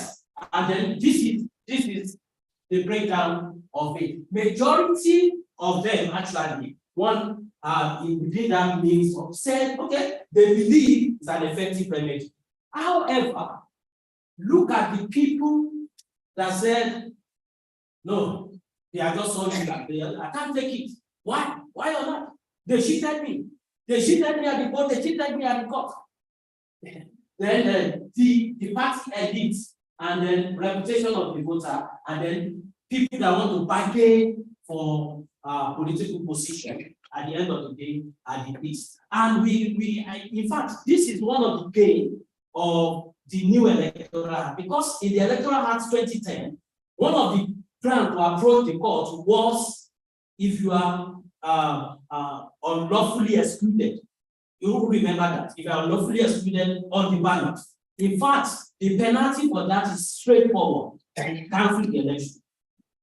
But now in 2022 Electoral Act, that grant has been removed. But while we were doing this study in 2019, because of that unlawful exclusion, ladies and gentlemen, it was people use that in quotes now, for my generation will understand that language, to cash out. Because opposition, when you are lawfully excluded, even if you are there on the ballot, you cannot have 15 votes.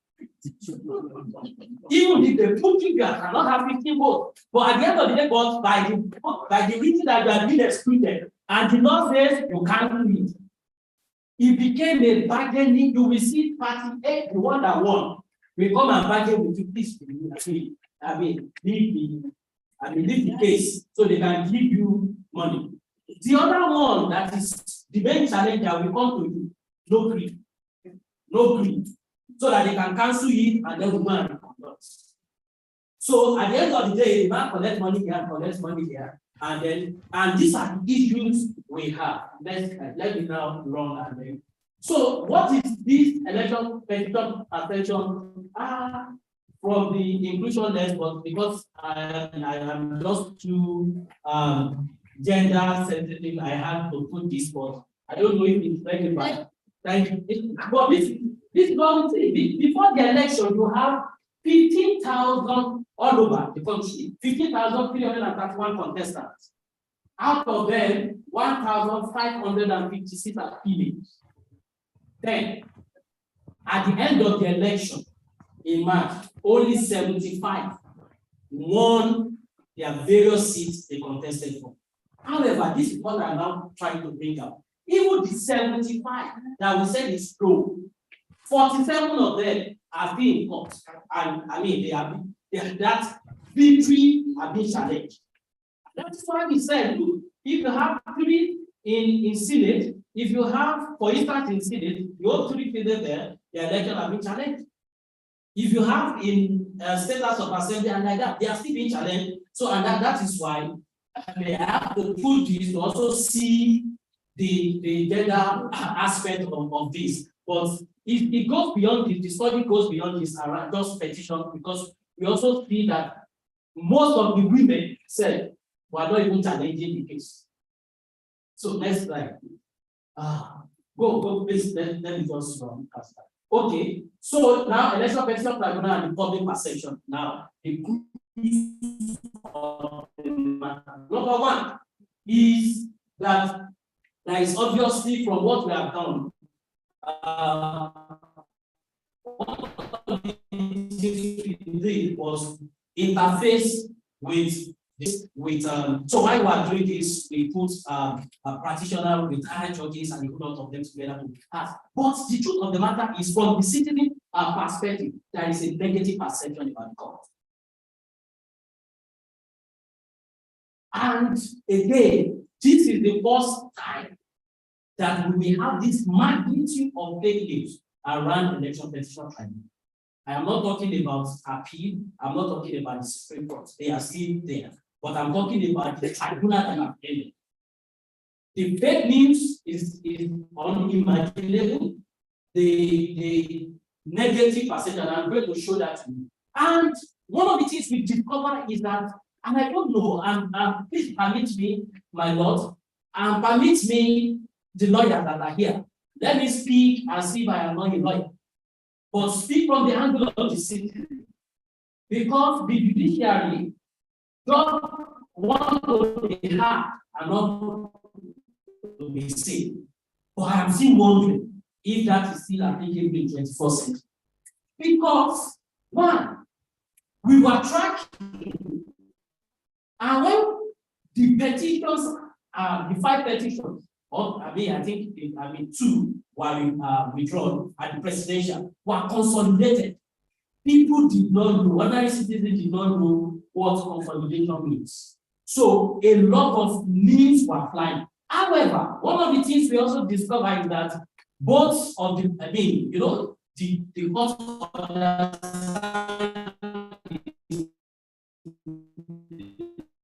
lawyers understand, citizens don't understand.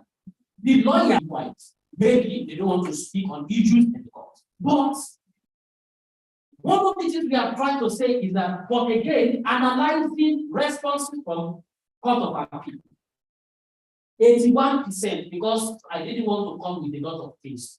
81% of their responses were defense. Do you know the reason? Because they were not controlling the narrative. So the narrative goes out, they come to defend. But however, what we are trying to say is that think about it. If the information on this is what consolidation is all about, we are consolidating this, is just on their website. Don't go. Just on their website. You go to US, most of the countries, the website is active. It's a living website. Now, that is number one. Computation of 180 days. Nobody knew how that is being computed. Of course, it's in everybody knows 180. And what am I saying? You take this lawyer, this set of lawyers, they will tell you, oh, public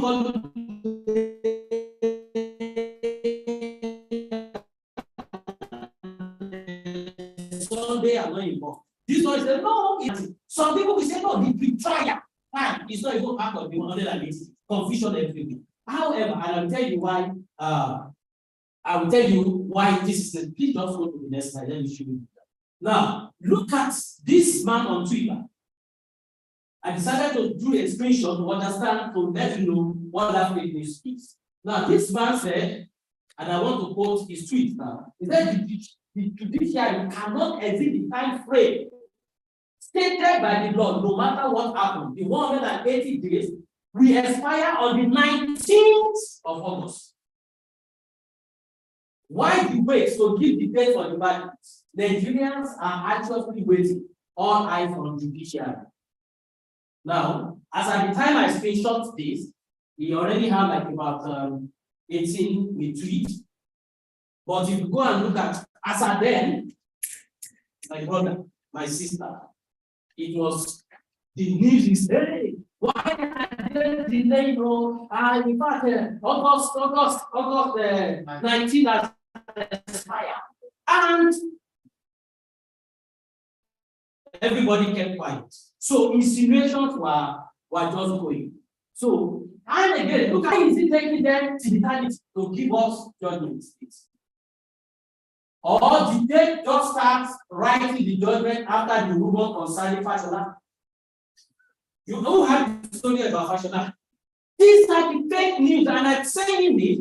If most of the recommendations we are taking here are not worked upon against 2027, we are going to see them in higher magnitude. In fact, as a matter of prediction, I am not the prophet of doom, we will see violence within the country. I mean, it's even happening now. It's even happening. So now the justice delay, and then all eyes on judiciary. Now, this person also said his own. So go, please. Next. Now, going further, one of the things we did was to now do a sentiment analysis of that hashtag. All eyes on judiciary. How many of us had it, but not all eyes on judiciary? Yeah. So we did a sentiment analysis of that. So, and it is just for between 1st of June to 31st of August. That hashtag reached 35 million social media meetings. All eyes on judiciary. 35 million. And then 880 non-social media users. Then 4,889 user-generated content. They did not. These are the people that write around that on their own. 4th of June, it moved that way. I mean, from 4th of June, then it started moving. Next slide, let me now and see it's all now. Now, the sentiment analysis now shows that anywhere you see this blue, the green is positive, the blue is negative. So what does that mean? Most of the time, that hashtag all eyes on judiciary went, it went with a negative narrative. So that is exactly what we have. So the other perception is the security of the judge. Next one. Look at this. I believe some of us saw this. They even brought this justice, this judge, and also put the grandchildren by the side. This one said, oh, this justice, the daughter owns a shop, and was trying to give a description. That is to tell you that one of the things that has happened in 2023 is that the battle shifted from polling units. However, some of people are of the opinion, is it not? Then I said, go to court. So let's thank you. So then the other perception that look like people could not understand is relocation of some of the tribunals. And of course, Ekiti, Zamfara, Rivers, Abia, Ebonyi, Yobe, Benue were relocated. Of course, reason for Benue undisclosed, for Yobe administrative, because you don't have much petition from there, but Ebonyi, security, and the rest. So again, you now find out that the lawyer who is the petitioner or who is, you now begin to sell a negative narrative. Why did they move it to Abuja? Now, how do we detect on a lot of money to take our witness and not tell in hotel in Abuja? The one that have money, we say it's because we want to perpetrate violence. The one that doesn't have money complains. But at the same time, what are even some of these security reasons we have to dig to get the reason. But these are the things that you speak for yourself. Because now, I think the judiciary will take that perception of we should just, and I think it's not only judiciary, civil service. You have to talk and control the narrative. We are going to move this because we have received this and then we are moving. And that is why we are happy when the president of Court of Appeal came and said all appeal moved to Abuja and Lagos because there have been allegation of things. But just imagine he didn't talk and they just begin to move. Some of the people now begin to change the narrative. They are moving it because this man has righted, this man has done this. Now let me go to the last slide so that just people move, just move. So that, okay, yeah, let me show you this. So far now, analysis of the judgment shows 182 out of 1,209 was withdrawn. The people that won was 1,122, where 692 did not win the petition, lost its main, struck out, and everything. And that is just because of time, we will have even gone deeper. So look, why is it actually difficult to prove an election case? It's very difficult. It has a time frame, it has a lot of dynamics. So at the end of the day, you find that so quickly. So this is don't go, let me go. All right. All right. Here you find out that of course after the election, the petition was, the tribunal upheld this lesson. Then all these for APN, strike out, all these for article, all these grant dismissed, next slide, then would be all of them dismissed. Now, what it means is this, you need to understand what I'm trying to bring out here. The judgments, the judgments establish most of the position with important authorities and precedents. You can't take that out. When you look, you can't take that. If you want to be emotional, we can just be emotional. But we can't take that out. For instance, before the elections, if you are an election observer or you work on elections, you will know that I read because it's cycle. But if you go to school, and they said because your name was not present on the notice board, you are not a student. It doesn't. Do you have an admission letter? Of course, some people might disagree, but your admission letter is of ECA, which you expect your agent to also have.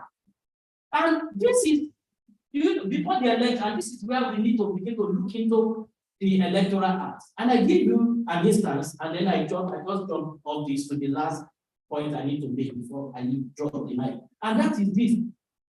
The Electoral Act said it is an INEC discretion who know that to transmit.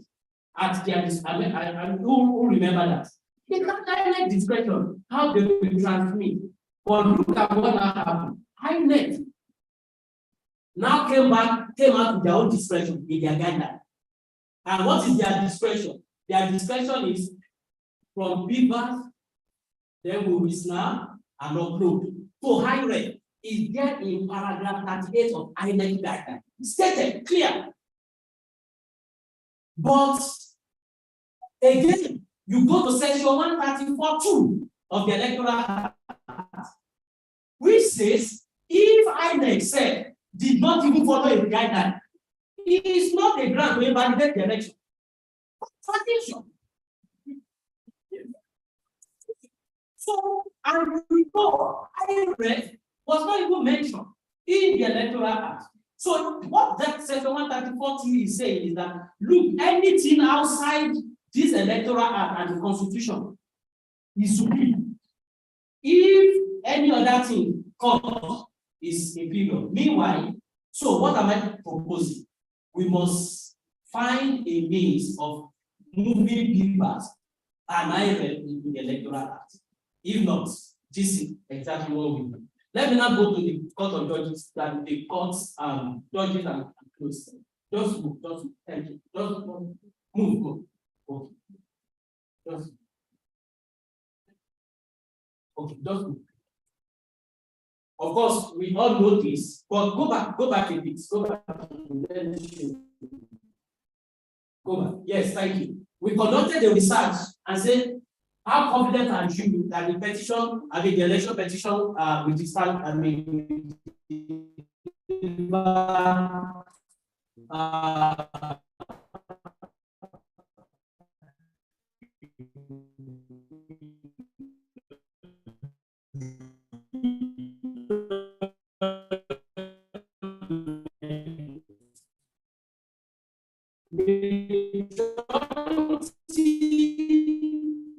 if you look at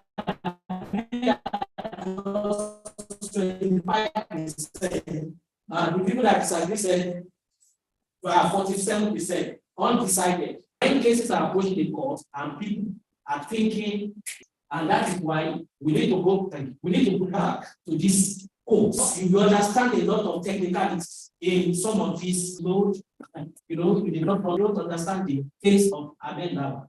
And you even know, if you watch Senate very well, the day they were doing their farewell, that Okorocha, Senator Rocha Okorocha said, Senate President, you need to tell me how you can come to the place without going to primaries.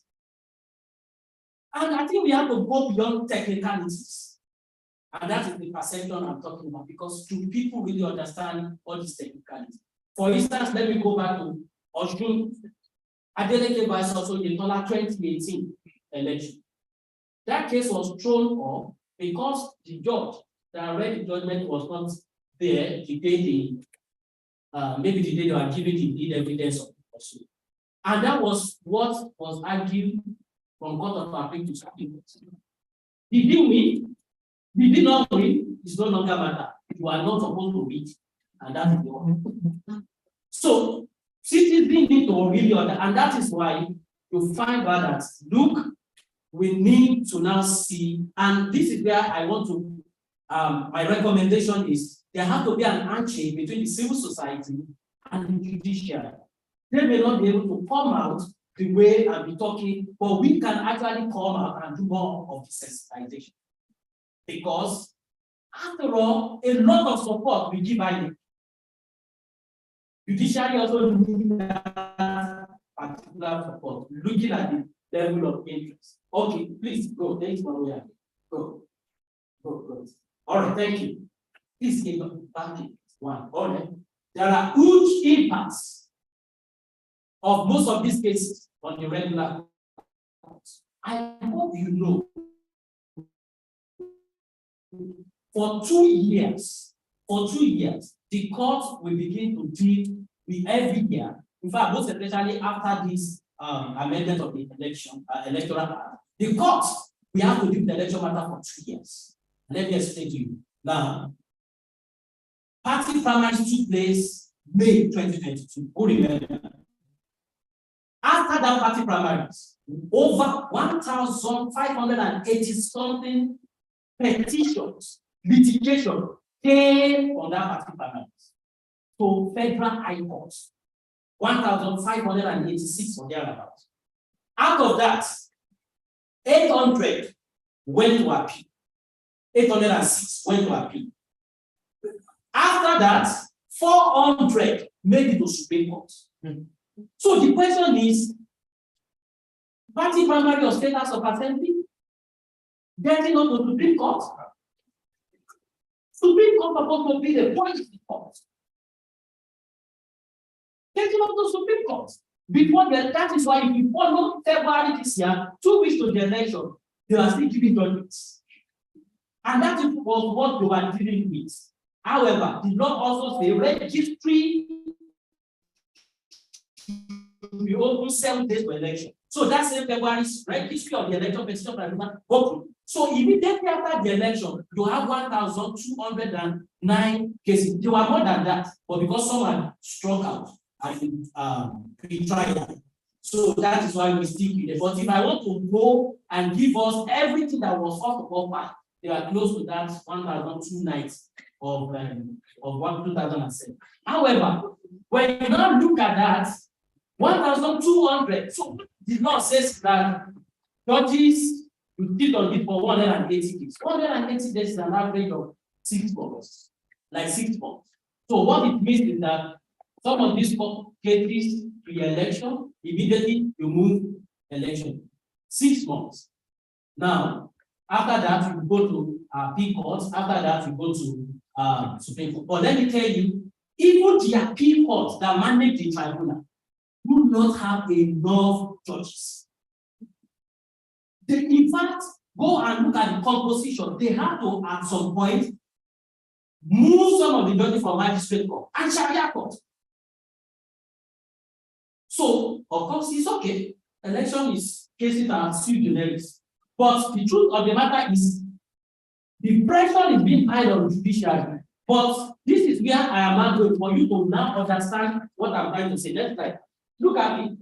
This is the chief judge of the Federal High Court. Sorry, I'm always finding it difficult to pronounce that. So, thank you for helping me. This law is when formally declaring Federal High Court 2021-2022 legal year open in Abuja. Legal year open in Abuja. Of course, this banner, I put the link here, we can read it. It now said there are 40,822 civil cases.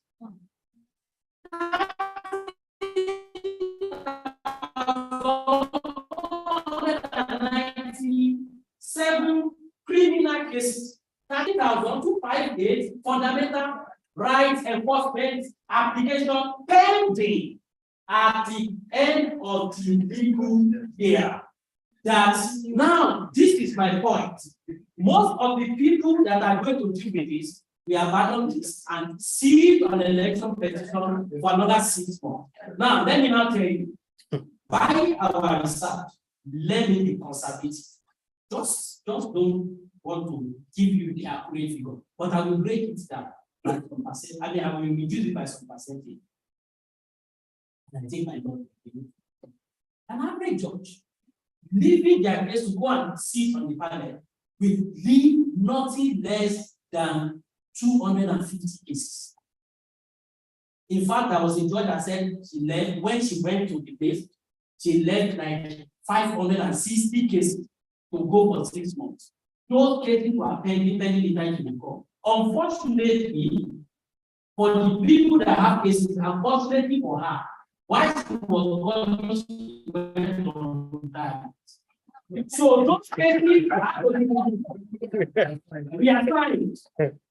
That is the reality. Hi. That is I think so this gives you the number of judges that were put out for 6 months. Next slide. So this is my conclusion. Is it the time we should be thinking about another alternative? We'll be looking at the electoral court. We'll be looking at constitutional court. Or like Dr. Hussein, jury system. You don't I mean, and these are the issues we should be looking at. Of course, we have been talking about, should we be looking at the entire judges? The question is, like my Lord said, the question is who punished them when they But the truth of the matter is, the system we are running now is not sustainable. If you weigh on the judiciary, because the pressure is moving into the judiciary. Very much.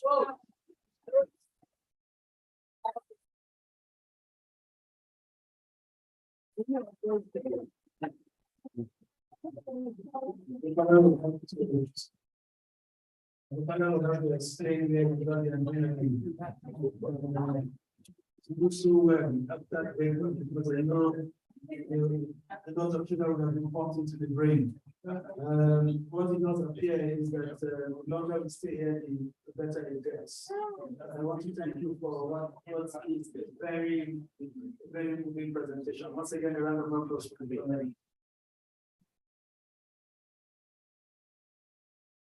Not before the next thing comes, where he was talking about what people say and how they have to cases. From my time in journalism, every time we take comments from the lawyers where they come out from the courts, the winners would always say things like, the court today has proven that it is the last result of the common man and that's upheld the democracy.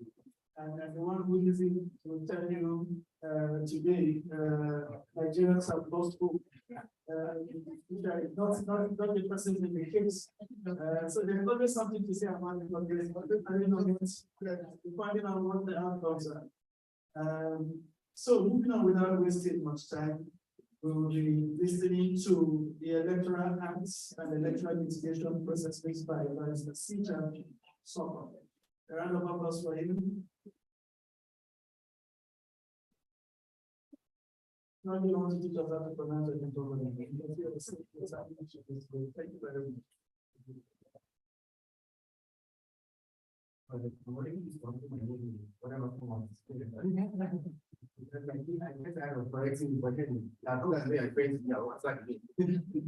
All right, so starting on existing principle and the limited time I have, my job here is actually to run through the chief sections of the electoral act and the electoral procedural rules, which is sharing the electoral act. Because of the time, we're going to focus on a few sections that it's coming up in our discussion on this matter. But before I go ahead, flowing from what last said, I actually have an experience with a judge who I have 2 matters in his court, and he was sent for election petition.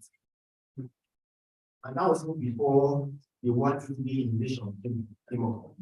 So he spent about 2 years in election petition. And when he came back and we had another case, one of the other states whose election did not happen at the same time the other was happened and was chosen again. So one of the matters, the lady abandoned it, which is no longer interested.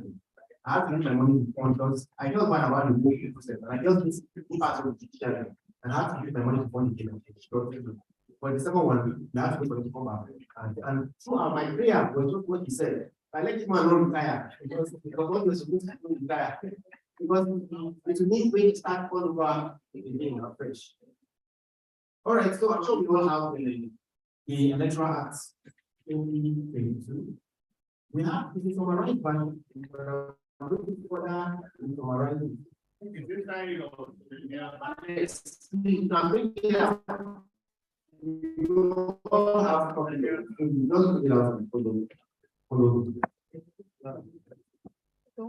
I'm just going to make reference to section 4 of the act, which takes provision for section 23. It takes provision for voter registration, continuous voter registration, and eligibility to vote and register to vote, which was like by age of 18 years old, every Nigerian citizen living in Nigeria has the right to be registered and to vote. And I think I can continue the voter registration, so nobody is left out. Another very important section which I would like us to jump to is the issue of permission of list of candidates by political party, section 29. This section is important because that is where the election matters start building up. The act provides that all political parties must within one the election submit a list of candidates that they get sponsor for election. Now, I'm not commissioning, I think that's a fact about this candidates. Anybody can apply to INEC possibility of what was committed. Probably the false information was given by that candidate or not. And a contestant, the candidate in that election, an aspirant, has the right to go to federal high court and challenge any wrong information that may I can't even do this. I'm using the camera. And if the court finds that yes, there was actually false information that candidate certified, put the candidate and his political party. That's why sometimes from a election matter, we find out that someone that won the election is removed from the election matter. So that's one example where that can come. Then if you look at section 30 and section 35, it prohibits double nomination. You cannot nominate more than one person for a particular group. And then section 35 that you cannot allow yourself to be nominated by more than one political party.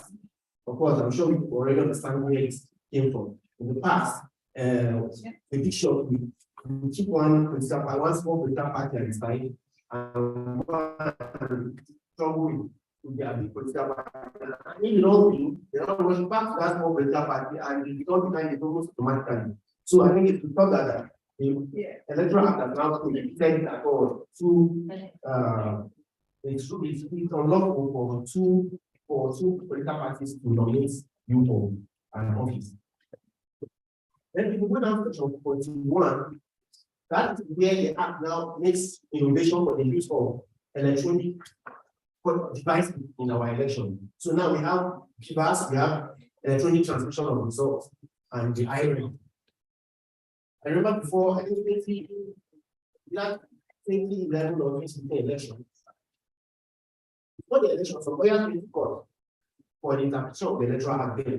But the court tell them if the use of PVAS, the first time PVAS were used, not PVAS, smart card reader, if the use of smart card reader was not electronic voting, and whether it was accepted. I know there was some legislation that out of court settlement. I know some people they have cashed out.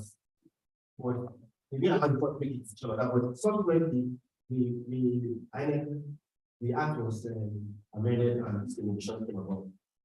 I'll jump to section 51, which talk about when an election at the polling unit council, and that's where there is about at the polling unit. Now, the election officer in charge of that polling unit, when he discovers that the number of accredited voters are less than the number of votes cast, he has the right to cancel the election and order a recall within 24 hours. However, it allows INEC to go ahead to declare the result if the result will not even change the final outcome of the election. So they don't declare the results. Now, if you go to section 54, it talks about different conduct at the polling unit for election day that are prohibited. Orderly conduct at the polling unit, the fact that you cannot vote by proxy, and then the powers given to the security personnel on election day to remove anybody that you think is orderly from polling unit area. You may be allowed to vote, but you will have to take it out of the center. So I think that will encourage Nigerians not to vote, because a lot of people don't vote because they're scared of violence and may come up, even though that has not stopped. But it's good to know that the electoral act. Now, the truth is that if you go to what you have, you see that both of these prohibited conduct are actually criminal offenses. So they will carry punishments for 1 year, 6 months, and fine up to 1 million, 3 million, 3 million, 5 million for your offense. Now, if you go to section 75, that the INEC grants power to register political parties. So a group of persons that come together, meet the condition for applying to register the political party, and INEC has the duty to register within 60 days. If for any reason they cannot register, you must inform you within 90 days of that application. The reason why they're not going to register you, and then you have the right to challenge that application.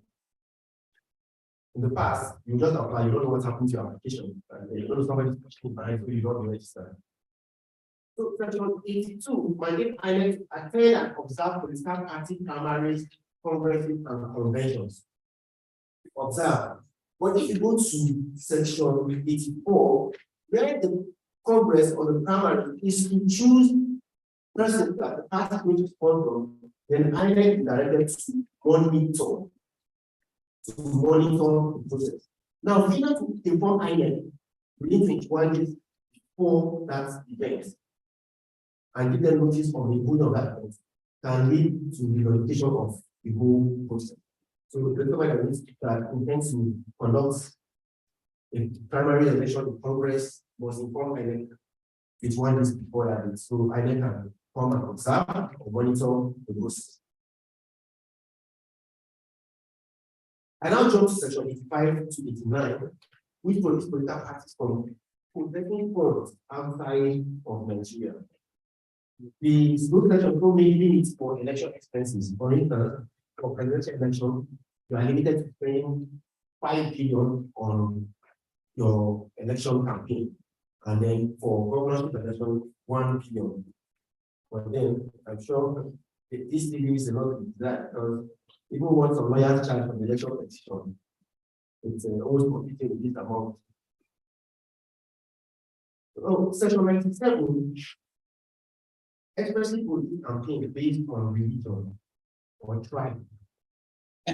So I think it's very important because of the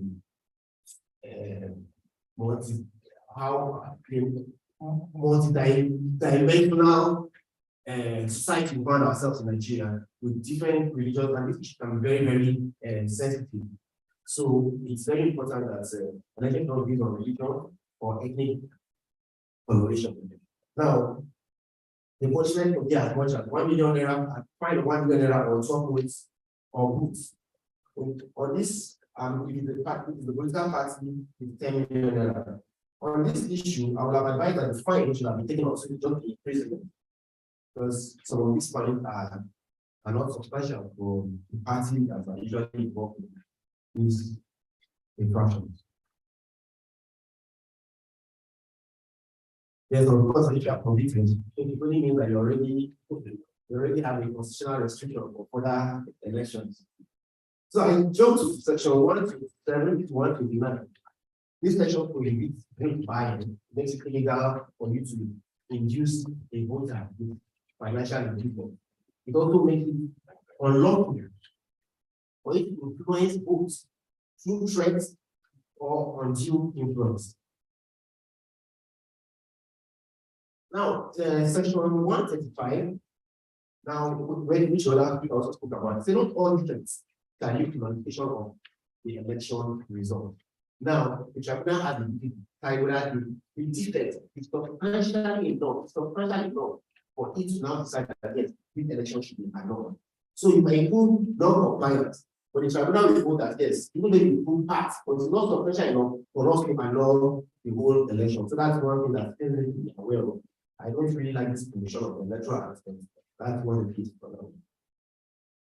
Section 136 provides how when election petition can be annulled. If the election petition can be annulled, if the tribunal finds that the person declared was not validly elected, it can be annulled. But then, if the winner is found not to have been qualified, then it won't get annulled. But the person that scored the second highest number of votes declared the winner.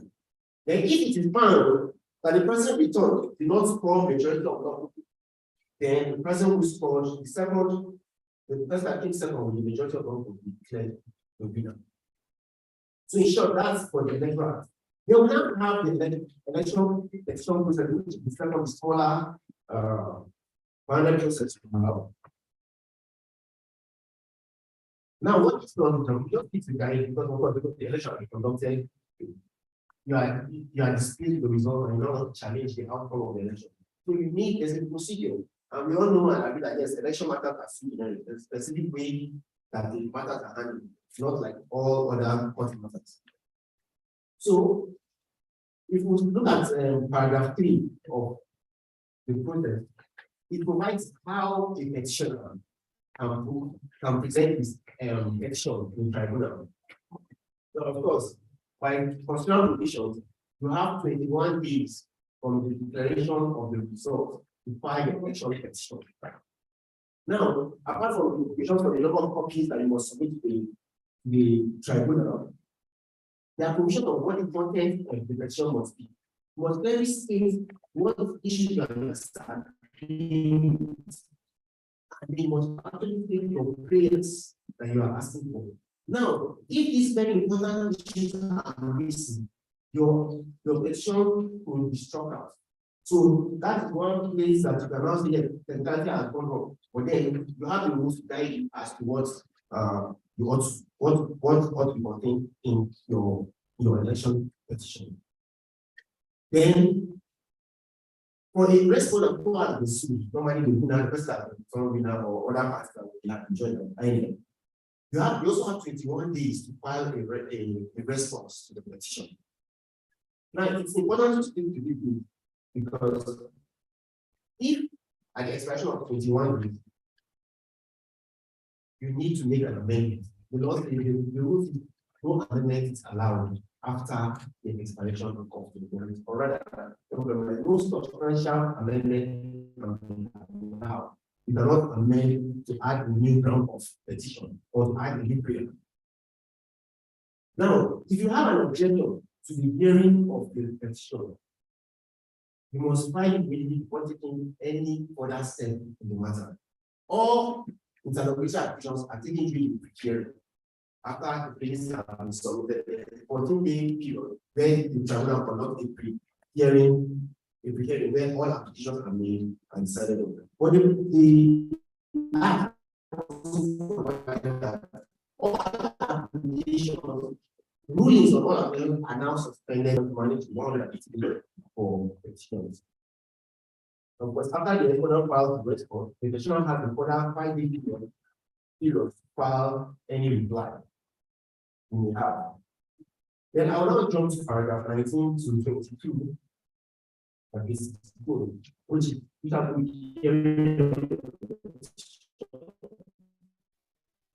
of course, generally, the petitions, everything you need to present at the tribunal are contained in the petition already. The hearing of the petition is done by calling up by the position of witnesses, which have already been submitted, then by taking oral evidence by use of documents. Of course, probably most of the ECA forms are how the tribunal takes evidence, and then cross-examination from the other party, any witness are also present oral evidence. So it also provides that the hearing of the petition is on a day-to-day basis, and includes Saturdays and public holidays, except the tribunal directs otherwise.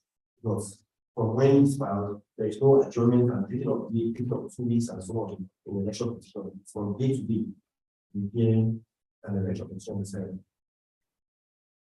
Then, of course, at the time of filing the election or filing the petition, the petitioner was the public cost.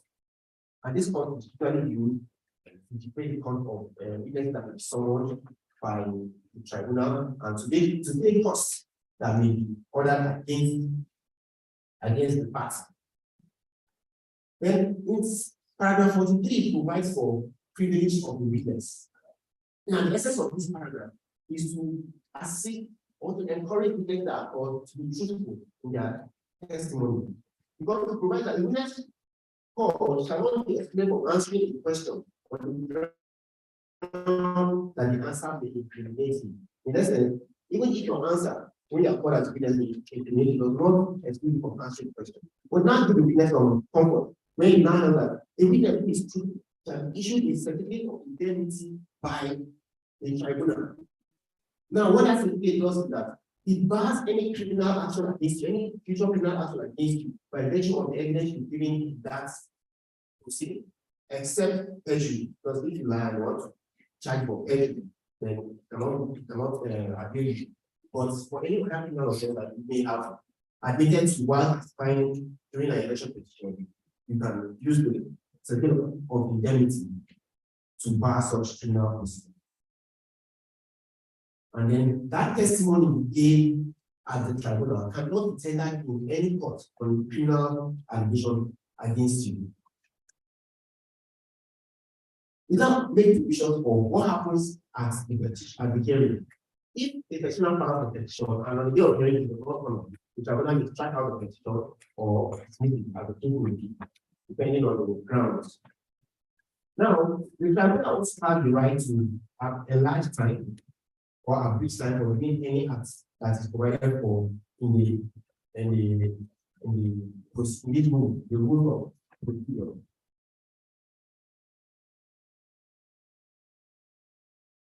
Okay, so because the rules are not working, the electoral act has now made the rules, the federal high court rule as a secondary rules for the election tribunal. So we get issues come up that are not covered by this rule of procedure. The election tribunal is free to make use of the rules that are provided for by the federal high court civil. So now, the provisions, the constitutional provisions are actually important to what we are discussing now, what we keep hearing all of that. Section 385 of the Constitution. If an election was without 21 days, that's where it's divided from 21 day period in the Constitution. And then 180 days from filing of the petition. The judgment right against the.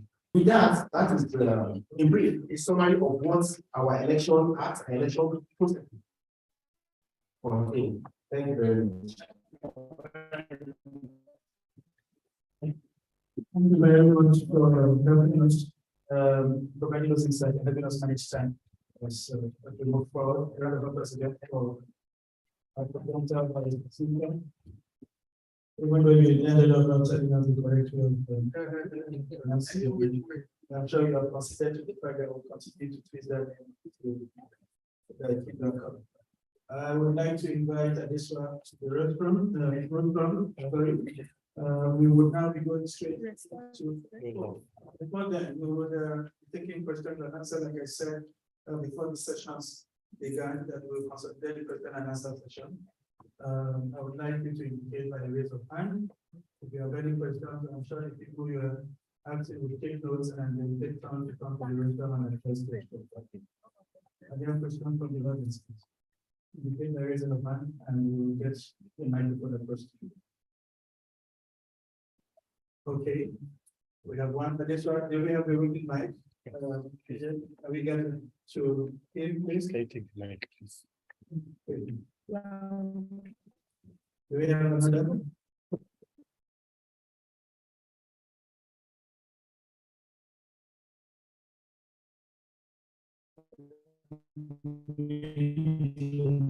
Is your son? Before you take the question.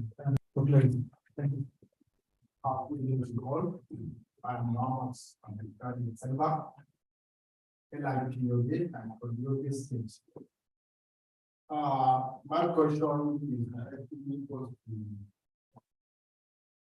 Mr. Bukola. So I was wondering how I made known former speaker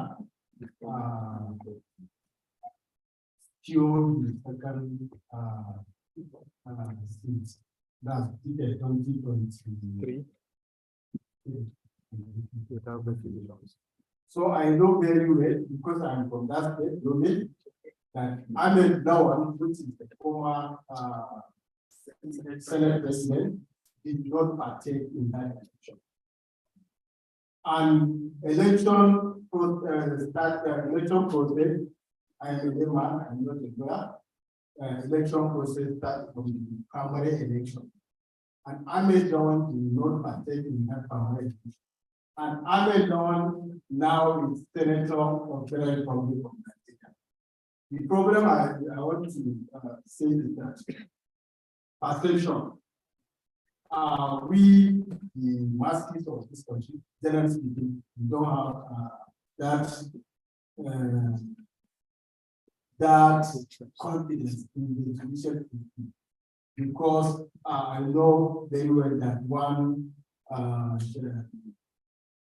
Zama or something like that partake in that primary election and then was voted. And then after that, I made them use to influence, manipulate.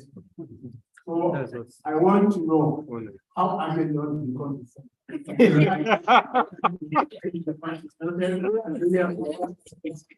That's bottom line.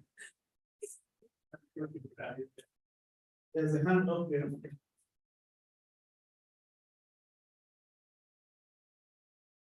Thank you very much. My name is Ashley Down. I'm from the grassroots, and very exciting and insightful discussions and giving us opportunity to reflect on all that has been said. But I guess I was very interested in hearing things or issues around women's participation, even though we're discussing post-election issues. But I think it's also relevant for us to really look at for women, because we know that women all over the country who come out in massive numbers are engaged during elections.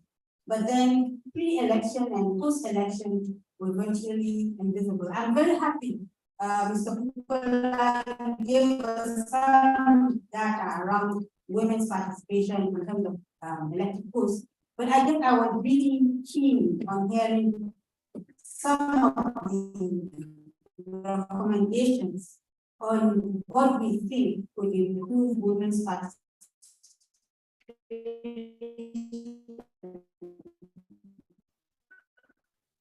pre-election and by what Dr. said around political, issue. And I see that manifest in women's, or rather in limiting women's participation pre-election and even during election and post-election. And I think that's why we're seeing the data as it is, that men, because of this attitude of winner take it all, they don't want to create that space. They don't want to create opportunities for women to come along and be part of the process.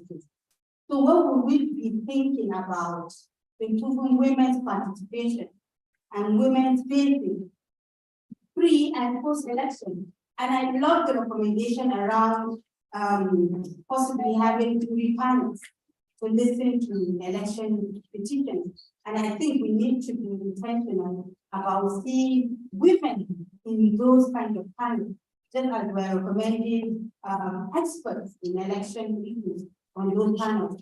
We must also think about really pushing women's participation within those kind of panels, but also as well as when we're talking about CSO engagement with government, to see how we really draw women to participate in this process. Thank you. Thank you very much. If I understand you correctly, this is more from the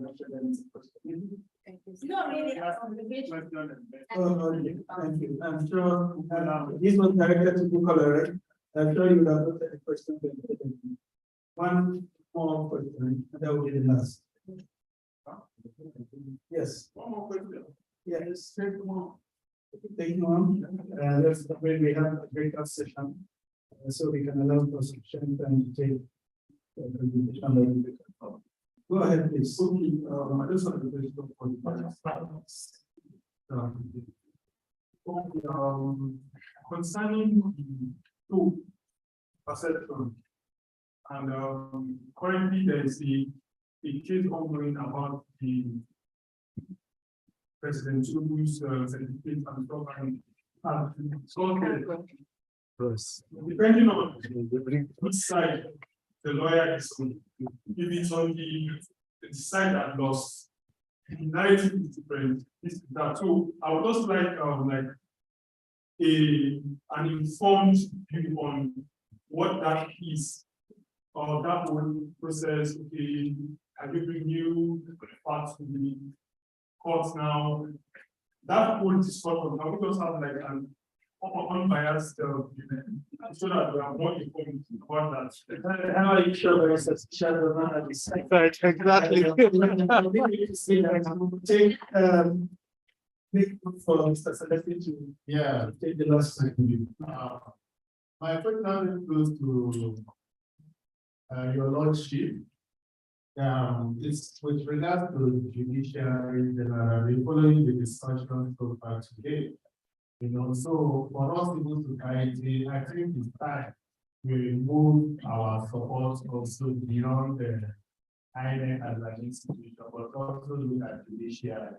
But the challenge here is seeing how close the judiciary is. You know, the entry point for us as civil society, how do we collaboratively work, you know, with the judiciary or plan to work with the judiciary? Thank you very much. I think the question is clear. How do we reach out to the judiciary? Considering one of the examples that we're giving here, but I was not participating with the judiciary something out. So in the order in which they were asked, oh man. Okay, the microphone to Thank you very much for an insightful day. Question for me is all these beautiful recommendations that should we be going for everything? Should we be strategy and settle for things we know would likely see the light of the day? There are some things you know that these will take like 1,000 years to achieve. So should we be strategic and just focus? Let's pick this one. I know that goes to the heart of the politicians, and also it's something we can explain and we can combine, or just go all around and select through them and see the ones. thank you. And I also ask you a question to touch it from your island. In the order in which they were asked, I will take Barrister Kola first. You can remain and respond. Thereafter, we come to Barrister Sisha. You've given us permission to pronounce your name anyhow. That's correct. And we will come to introduction to make it to take it. Thank you very much. Thank you. Unfortunately, I'm very bad. One thing that you always go as really understanding not of numbers. Anyway, to answer I think you first of all directed the question to me how Lawan became a senator without. I think it's the only thing that knows. And the courts that knows. However, and that is the danger of what we are talking about, because this mentality of going to court, we will stop it out at court. If care is not taken, we are going to begin to see a trend of what the balance cannot give in the court to do. And that is a dangerous. And we've seen that contributed to insecurity in people and bias. Because, okay, look at the case of Bayelsa then. The man was rehearsing and he said, go home. And then the second person was inaugurated. Now, you look at the case of Igbo, at the end of the day, they said the man that came forth eventually became by the pronouncement of the Supreme Court. So, and it's another conversation we should be having if the court should be declaring winning or the ballot should be declaring winning. Because if you look at Kenya, when they had the same issue, they ordered go back and rerun it. So, these are the conversations that we need to begin to look at, or else, and that is like even if you sit there and have this perception, you can imagine millions of people as. So, and that is where we have to tread cautiously on that. And lastly, on the issue of the women, I think support for women should go beyond, and that is where one of the things I was trying to, because of time, I was trying to bring up was because most of our support are we want more women candidates. So we empower them, we train them, we on the election day, they go out to campaign, you look at violence against them on the election day. But the issue is whether they win or they lose. Election in Nigeria will not conclude on the day of election until Supreme Court declares. So what is that support that we are not giving them? Because many of them that did not challenge the case, they knew they were beat out. They did not challenge because of finances. They haven't spent a lot of money to contest. You need a lot of money to go to court. And that's why politicians make budget in 4 different categories. The election, the primary budget, then budget for campaign is set. Then some of them budget for violence or vote buying. And then the third one is budget for the court case.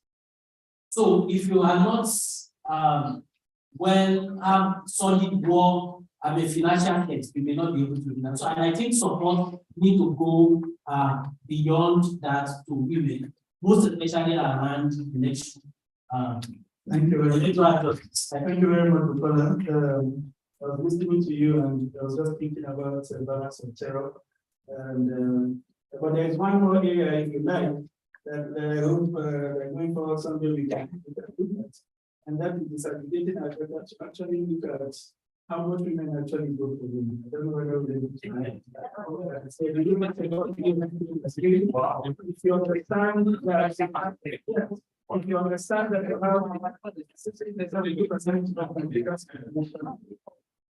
you have 60 to 70% of Nigerian population, and you have 60% of the vote that bring any kind of opposition into power, and women are not emerging, there's something wrong. They are probably not speaking a language, or there's something that only women can control. Moving on to recession, you probably would want to tell us how Ahmed came on board, because the brother said only the lawyers would know, in addition to the other person that is directed to them. The president. All right, thank you. Okay, starting on the my Lord Donald is warrior for living on comment, and it still goes down to technicality, where he said that the majority of the Supreme Court really need to right and that totally agree, because you can't have electoral acts telling you that you should file an election matter by originating someone which they will going to challenge anything that happens that borders on the election. The Court of Ethics agreed and said yes, you're right. The Court of Appeal. And the Supreme Court now, because of election, because of an election of fraud and fraud against a party, originating someone was not become a host. So it's like they have made nonsense of that provision. And at the end of the day, they found it convenient to now modify. So I mean, I want to have his way, because there was nothing stopping it since the court had already said. So with that, I can easily recognize in this fashion something. So that can say primary or not, that becomes an internal affair of the political party. So you cannot go and find us. What I like knows is that the party has committed allowance name and have been published and the so that's the much I know about that. Last time I talked about, I said, therefore, the courts, they might not guide me properly. Even if it's true that there was an allegation of crime in that case, we should have explained this paragraph that has to do with crime and still look at what's left. If it's still sufficient to sustain the case, then we'll have gone against the merits rather than throw out everything. So on the question of direct to on the matter at the Supreme Court, I don't think I can comment on that since we probably in the way, but I can answer generally anyway. The law allows new evidence to be produced. But whether this current new evidence of the law will be allowed is what I cannot say for now, because I don't have the total part of the case. The lawyers in the matter know the total details of the case, and I'm going to tell you some certainty subject to the decision of the Supreme Court. The confidence level that to be accepted or rejected. It has to do a lot of opinions before the court and how they can convince the court that there is a new evidence that the court can add. It's not all new evidence that the court will add, that it was half truth of condition before the court will agree that yes, this something can be. So how is it that it's what I don't know. So, as I said, general yes, we appeal for time as the new evidence what we have so so I was like, I'm also asking Very much suspicion. I'm sorry, Mr. Nicola, for having very explaining on the word explaining to the father. And that to consider. The last question will be answered by Lordship. And just for reminders, there are 3 things before your table. Andrew has asked how we're going to pursue all of this solution. Maybe the whole basket approach, or maybe they have to approach. I'm not sure. There was a question from Celestine asking how we are going to extend help to the ministry. It's difficult to take on the page and he wants to go, what was the best approach to provide support that people in terms of the state will require? And some technical decision does the question the education understanding that you're solving to you would like to have your thoughts around how whether there is a chance that new evidence will be accepted, the Supreme Court regards to the presentation in the tribunal judgment. That's my understanding of what teacher did. I don't know what other teacher you are not employing this. It's the microphone. Well, thank you for all of this. It is not so difficult to support a civil society to support the judiciary in terms of advocacy and all that. Of course, like the regimental space, one will need permission. Now, I, as a judge, for example, I used to cannot talk for the commission. There's only one person that can talk for each of the commission, and that is the head of the commission. But when you come, the person can also write that is the registrar in terms of public relations. And you can have a lot of things that we have chief registrars that can open up things on the authority of the head of the. So I don't think it's I don't think for our colleagues question on how much of the recommendations do we take in. Well, maybe we have the concept of high probability. High probability. High probability. I was just talking to my brother Marielle that where do we place this idea of electoral commission that has been on for some time? So it was not that we have to put it somewhere. For example, that has been on for some time. Nobody seems to be interested because the politicians are not interested in anything of this thing, and they are the legislators. But I think generally speaking, we should keep on first. We should keep on first. We should keep on first. New evidence is almost an impossible task. The conditions are so much. Of course, we understand. You see, the reason for this is that litigation cannot go on forever. All of us will be embarrassed if it does. Therefore, there are conditions for introducing law. That's number one for the general position of law. But we all agree and said the election petition is sui generis. So how will the new evidence come? It's difficult because about 3-4 conditions must be fulfilled, and they are not easy to cross. It is not the case, for example, that the certificate was not there. The case was that you could not get it. It was there. So what do we do when you cannot get it? What is documents? That is somebody let us be quiet. That to be safe. Then we saw London's section of my days as participation. And that brings us to bring the plenary section to an end. This one, kindly approach the road. Now speaking like the judge.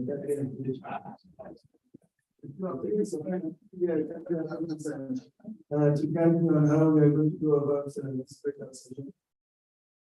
We solved it first. Thank you. I was almost going to skip it. This is the time for that survey. I was wanting to be speaking about our animated works and provide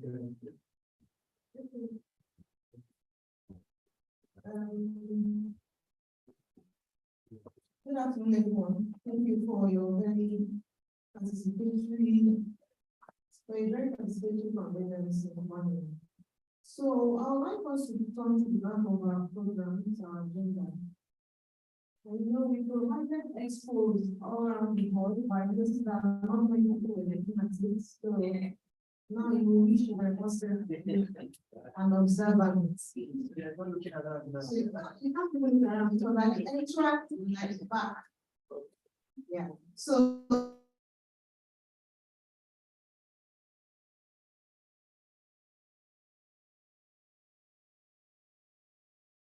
I want you to just put on your camera and scan this QR code. Not only the QR code, so the QR code. Now put on your data. I need to go around. Let's run out my so that everyone can go on.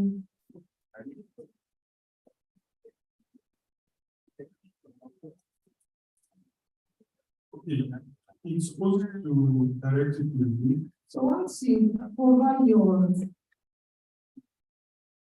It's supposed to direct it to you where you see your Facebook. So it's a perception survey. We're talking about perception to the election. So we don't want to test our perception, our knowledge on the election. Has anybody been able to accept that? Yes. Okay, so we can start. The first question that so we actually want to gauge our knowledge. So it's important that you include that username. So it doesn't have to be your name, just any name that we can use to identify who is answering the question. So that first username is very, very, very important for us. So who is still having these issues? So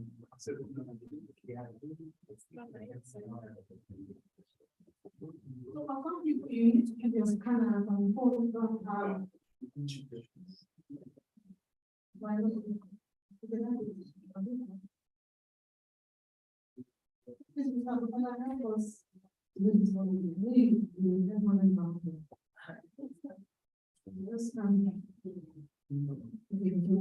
Let's be just let divide business. You don't know it for a good minute. You know it's better than you don't know it's very good data to all. Yeah, this is yes.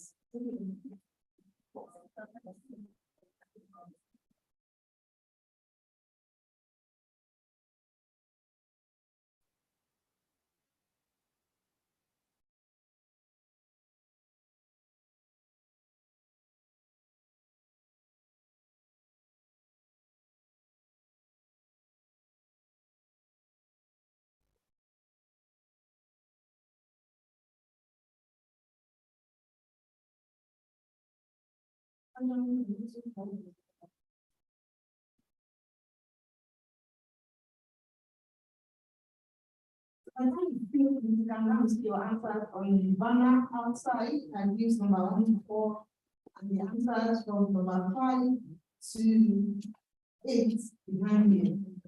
So when you walk into another event, look around carefully.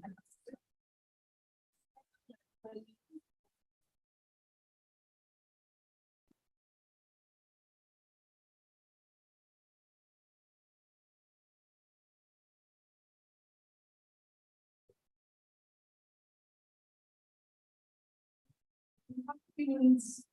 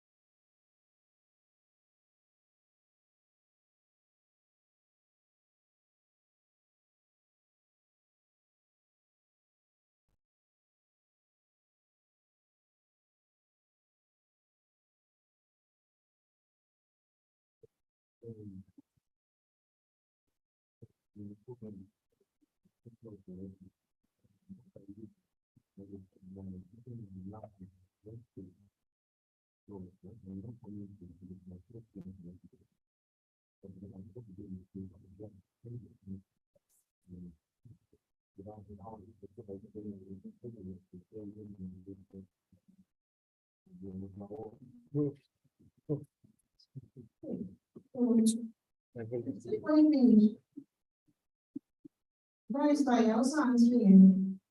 If I am not the one that said the questions. Anybody having questions?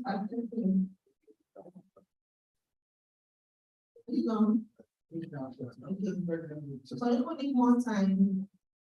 Please, the technical team, you are also part of system. Did you scan the code? Yeah. Did you scan the code? Yeah, take a It's step. interesting, very good. Wait, now, are we just scanning? Yes, no, I'm asking. The frown on your face is one of the answers that we need.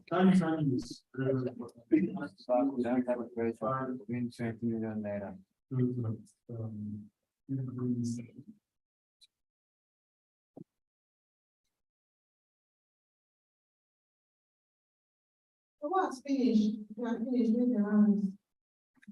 Okay. It's not as simple as today.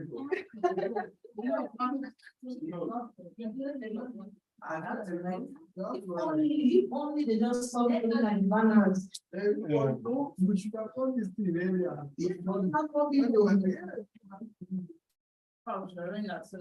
Exactly. We have been the best item. All the time we are waiting. Yes, yes, yes.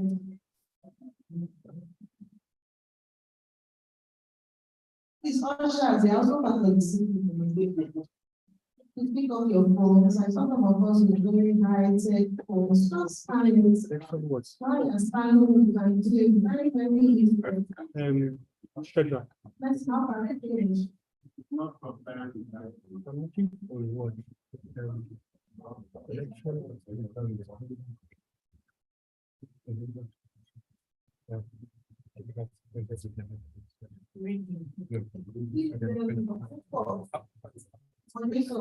On stage, sir. You are part of us. How you use If change you the talk with- I want to believe that the frown on your face is that you are doing something.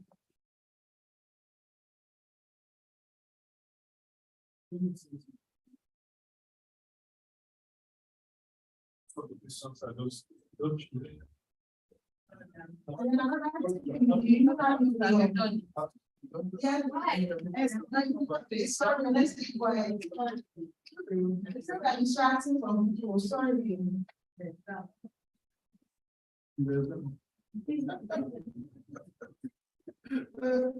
So like I said, you either know it or not. If you don't know some of the questions, it's a call to action to go through the documents we gave you.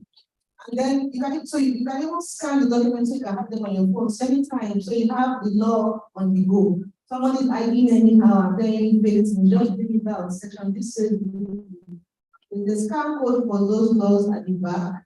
Just scan it, save it among your documents. Then it would also be nice to take pictures of the banners for very quick reference and share it. You can post it on your status, you know. Take a break from posting your own picture for the good of Nigeria. You can post those banners today. So, there's no prize, there's no first prize if you got all the answers or not. We are wrapping up. Let's just submit. Let's just submit so that you can go into the breakout session. Looks like jump. Yeah, but these are the things that we're always arguing about on Twitter and all.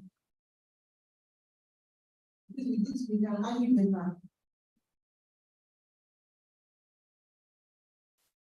Those questions, people are doing together, so how much like it's good.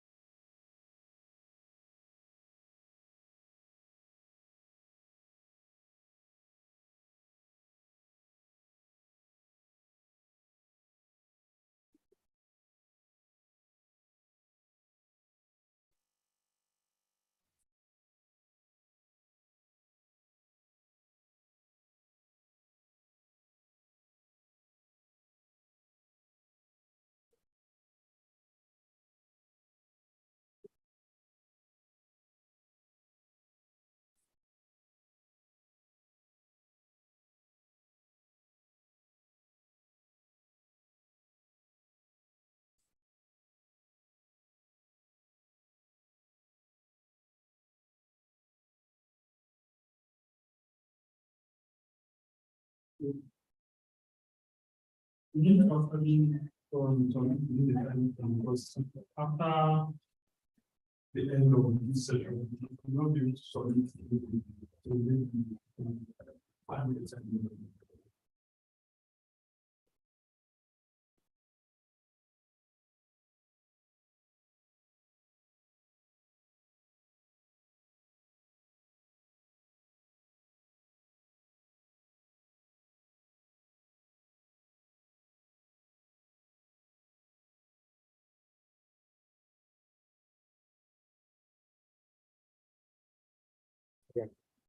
They're drunk.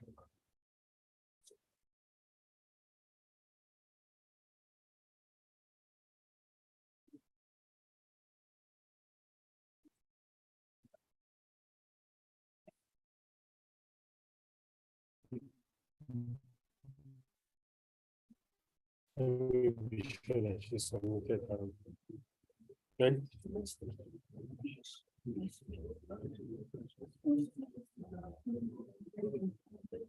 You should know. I think you know. She said that she even there. Now you go in and read it. All right, thank you for cooperating with us. In that big sure everyone is done. We will now quickly take the breakout session. Nobody's very much involved. Yet we'll have them in the table. And if you know you have this color. It was pink, announced like a subject. It was announced like a subject. Because my lord, you are not moving. Yes. Nobody has given you permission to move here everywhere. Yes. So if you have the pink color, please, you are supposed to take one of these two tables. All right. So therefore, for those who have this color, if you have the peach, correct, you take the next two tables where Barrister Sasha is taking. Started. I don't give permission to pronounce it, however, as long as we express. Yeah? So, Barrister, those with the peach color should be on the table. And then to the next table, we have the green. Lemon green or just green. The green color, you will take the last two tables to my left. Is let us break up into the session so that we can take this as quick as possible. So you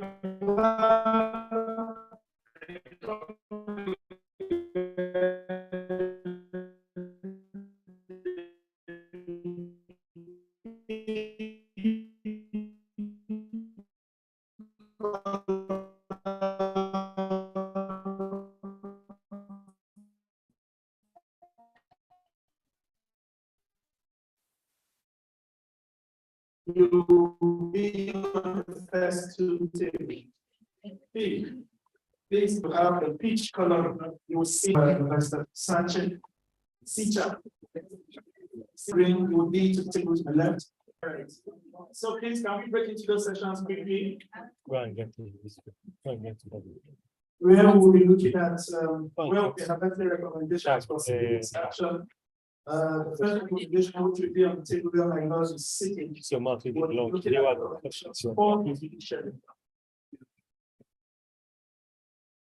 If I may have recommendations for the judiciary and the legislature.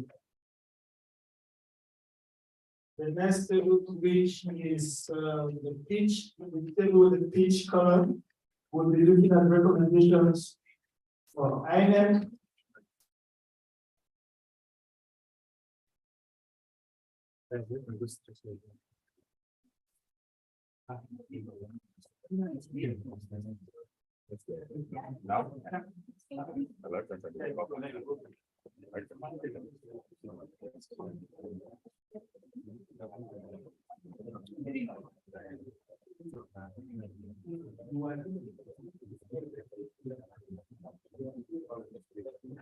Okay, I'll take it again.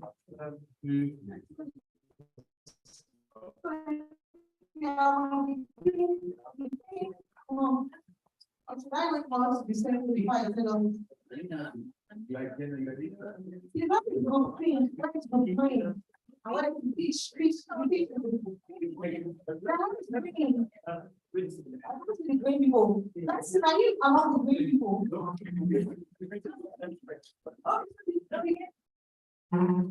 So for me, you are having recommendations for the legislature and media.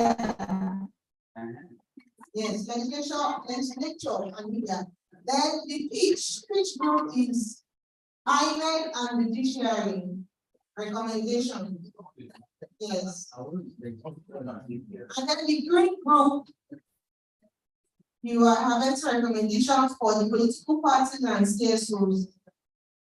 But the only 3 people there, they were more than that. Since if you're holding the green sticky note, please just move to where that lady in green is sitting. Celeste, we are then. Yes, so that green group, they have best recommendations for political parties and CSOs.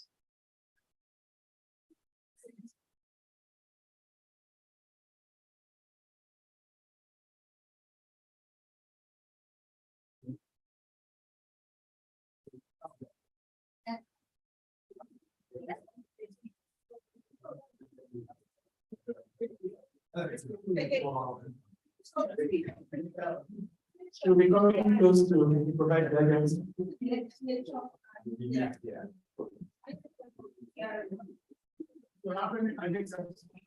Just 3 groups, 6 thematic areas. I need me to also add, before you get into conversations, that we will do this for just 10 minutes. I understand that lunch goes by 4, we need to give recommendations.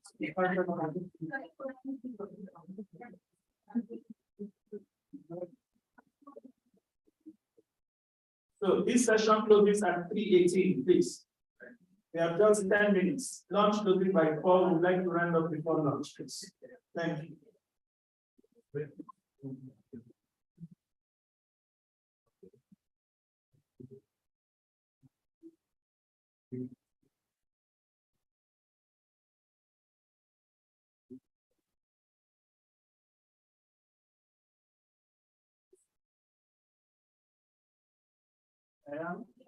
You didn't give me any.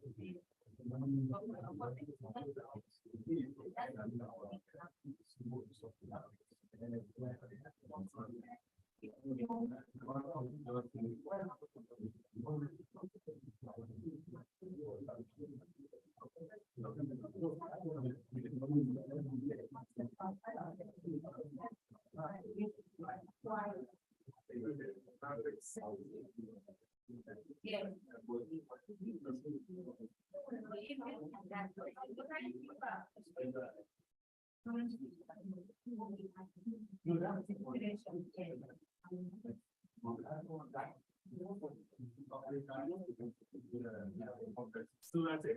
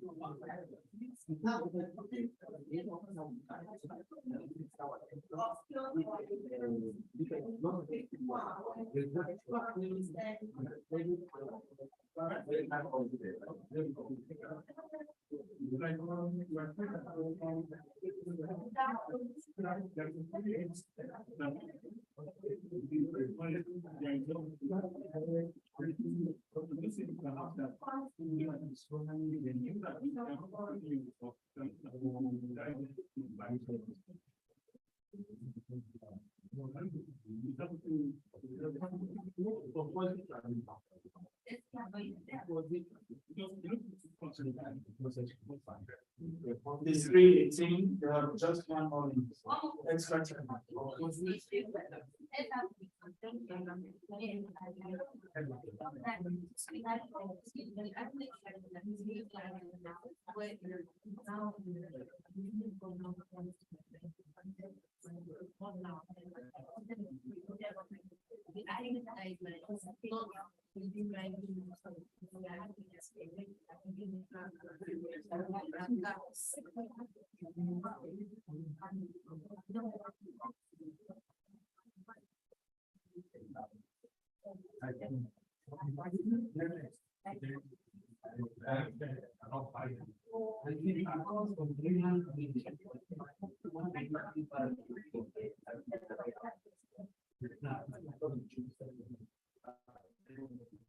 Thank you very much, ladies and gentlemen. Your time is up.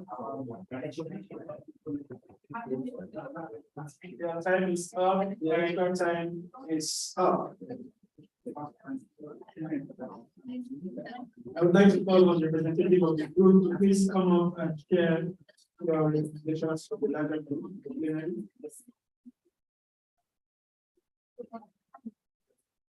Thank you very much for your participation.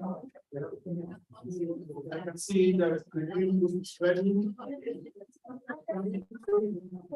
Thank you very much.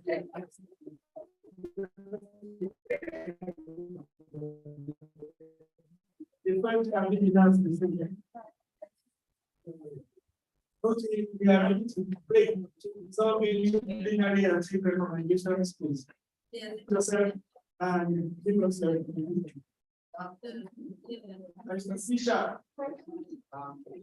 I can't. You're doing your group. Move back. Okay, the green group is ready. Can we please go into plenary and take the presentation? Okay. Good afternoon, everyone. So for the green group, we have recommendation for parties and CSO.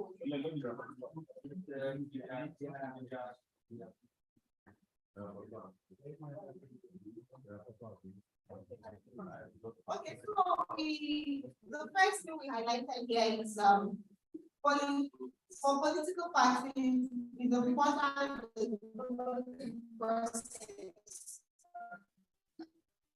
right? This is in terms of compliance to party regulation, a challenge over time. They don't comply. And we see sometimes INEC keep coming on them, upload this one, upload your party observers, upload the agents and all of that, putting party agents, putting unit agents, upholding the final democracy, because we have also seen over time political parties don't have, most times the internal democracy process is faulted. And also the primary election processes. We also talked about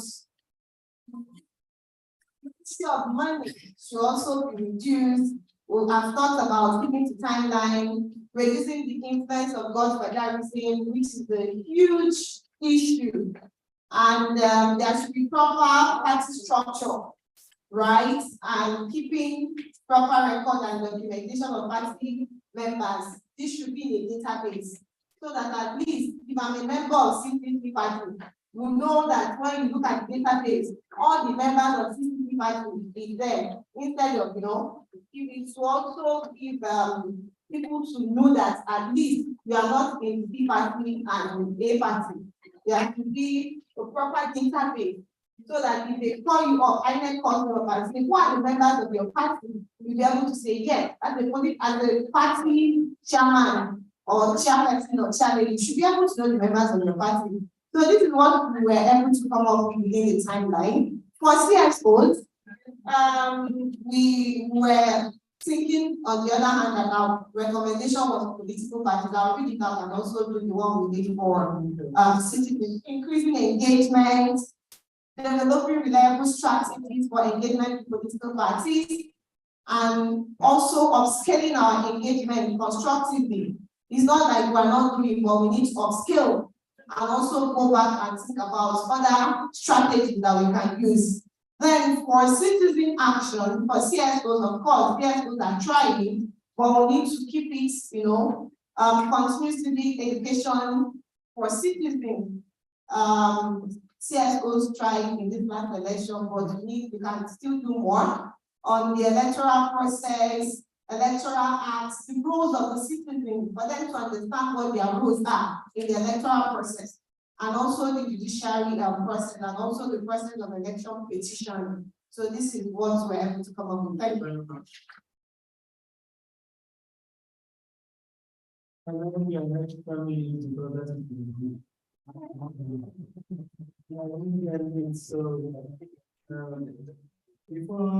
Before you take yours, this is from the pitch group, Mr. Rosman. I'd like us to give him a round of applause for the first person. We appreciate your Nigerianness. Thank you. You have 2 minutes. Yeah, thank you very much. Let me just rush to the group. So my group is on recommendation for INEC and the judiciary. So the first recommendation for INEC is for electronic voting, where we can be at our comfort zone and vote. It's part of the recommendation. Now we see that INEC should be included. So I pray it's doable in Nigeria, though. So something that INEC can also do. Second recommendation is electronic transmission. So this should be included in the electoral acts. While the third recommendation for INEC is INEC should be truly independent. When we mean truly independent, we mean that the INEC chairman should not be appointed by the president. So like an independent body should be set up, or like an recruitment process should be set up for the INEC. So we have one recommendation for the judiciary. So the recommendation for the judiciary is instead of having a judiciary, let's have an open panel. Like, sorry, Adria, it seems you get this one, so you better to speak on this. That's the point exactly. That since now understood that election petition tribunals actually conducted by judges, and we see with that clearly the overwhelm tend to make them leave their normal daily businesses for 6 months dealing with election petition, 2 years or more, and the normal judicial staff rate.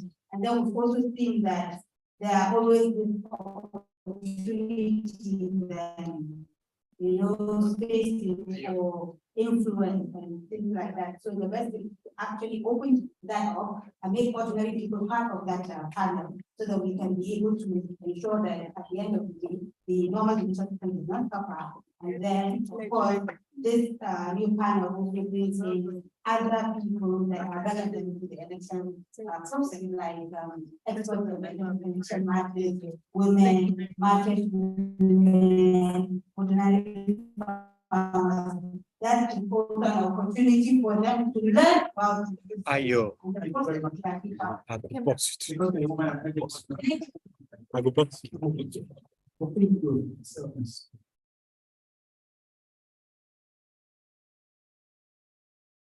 Yes, our group, headed by Professor Boa.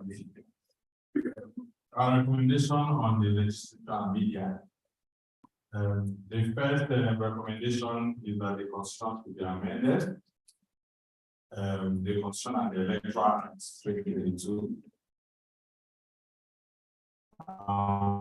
For the constitution on the pre-election cases, election cases should be handled by panel with not less than 5 to 7 judges for justice respectively.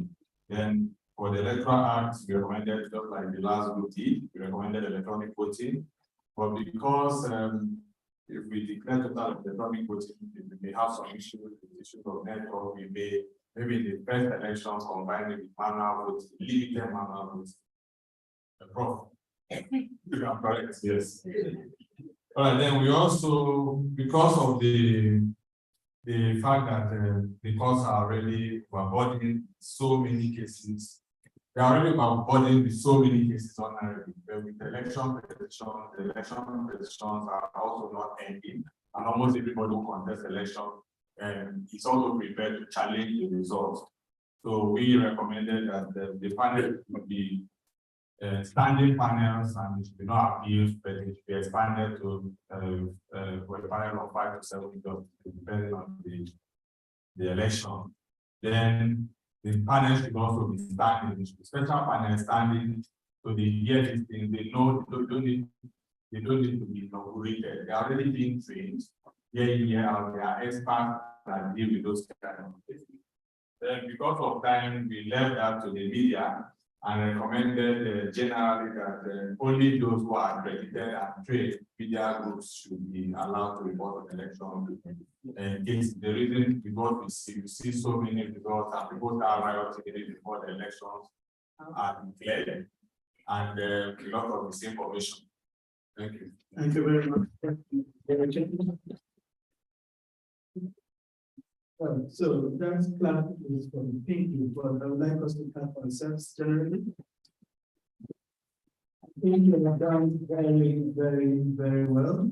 We started this program with 2 million schedule. We were running things on so many fronts, but somehow we're finishing just with 3 minutes above the time we had initially scheduled and rounded. So I mean, we would have experienced some problems, but somehow we arrived just in good time. I want to thank you very much for the participation at this point.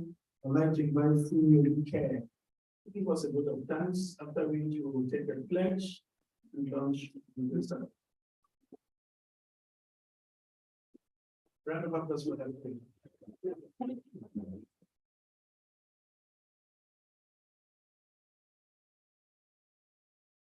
So thank you so much, everyone.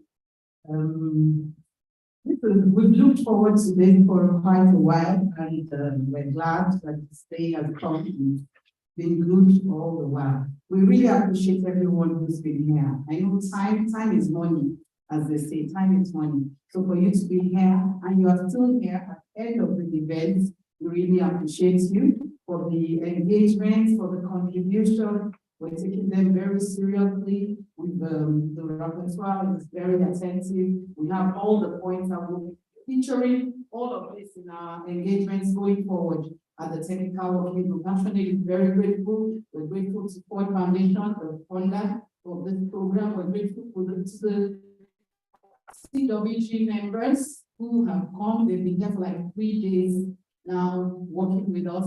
Everybody here, the press, the members, the presenters, we're truly grateful. Thank you so much, and I wish you all the best. Thank you so much. Well, take it for granted, this is the point where we draw the curtain. We want to thank you for allowing us free access to your mind. It's been a very engaging discussion, and we hope that as you return to your various places, you will take some of the outcomes with you and see what you can do in your own individual unit to advance the course of this conversation. And Sunday, Michael Ogu, being your hostess on your I think I'm about to interpret that with sign language. Yes, I'm glad Joseph will be my co-anchor and interpreter. Thank you very much for your time. The pledge. The pledge. The pledge. Can we please be on standing? The pledge to Nigeria and the country. To be faithful to the laws. Thank you very much.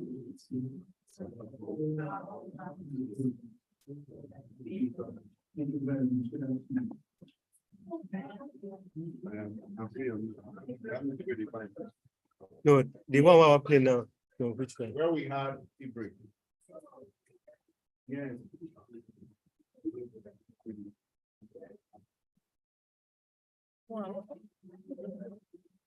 And now, money now, waiting for me to talk now.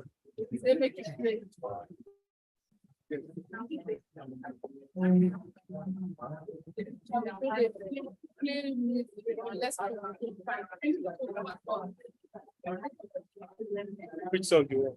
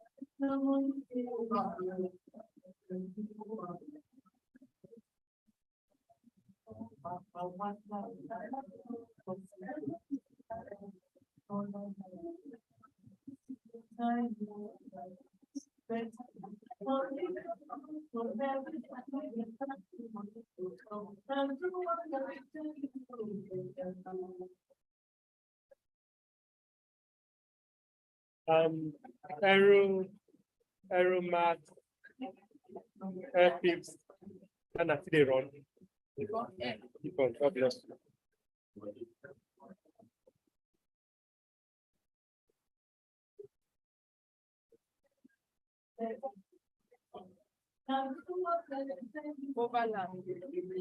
Overland, United Nigeria.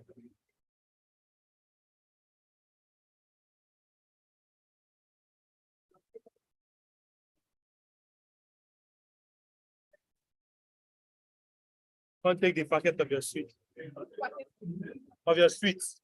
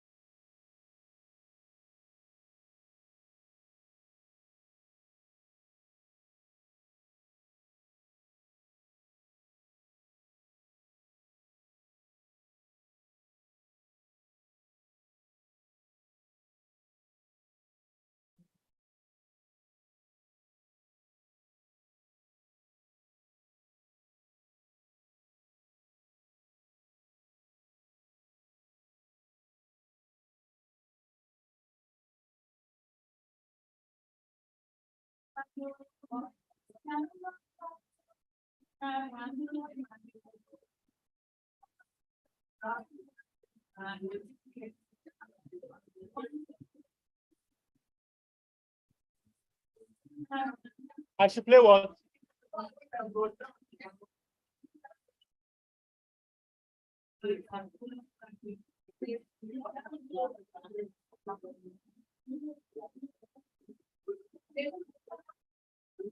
When up, boy?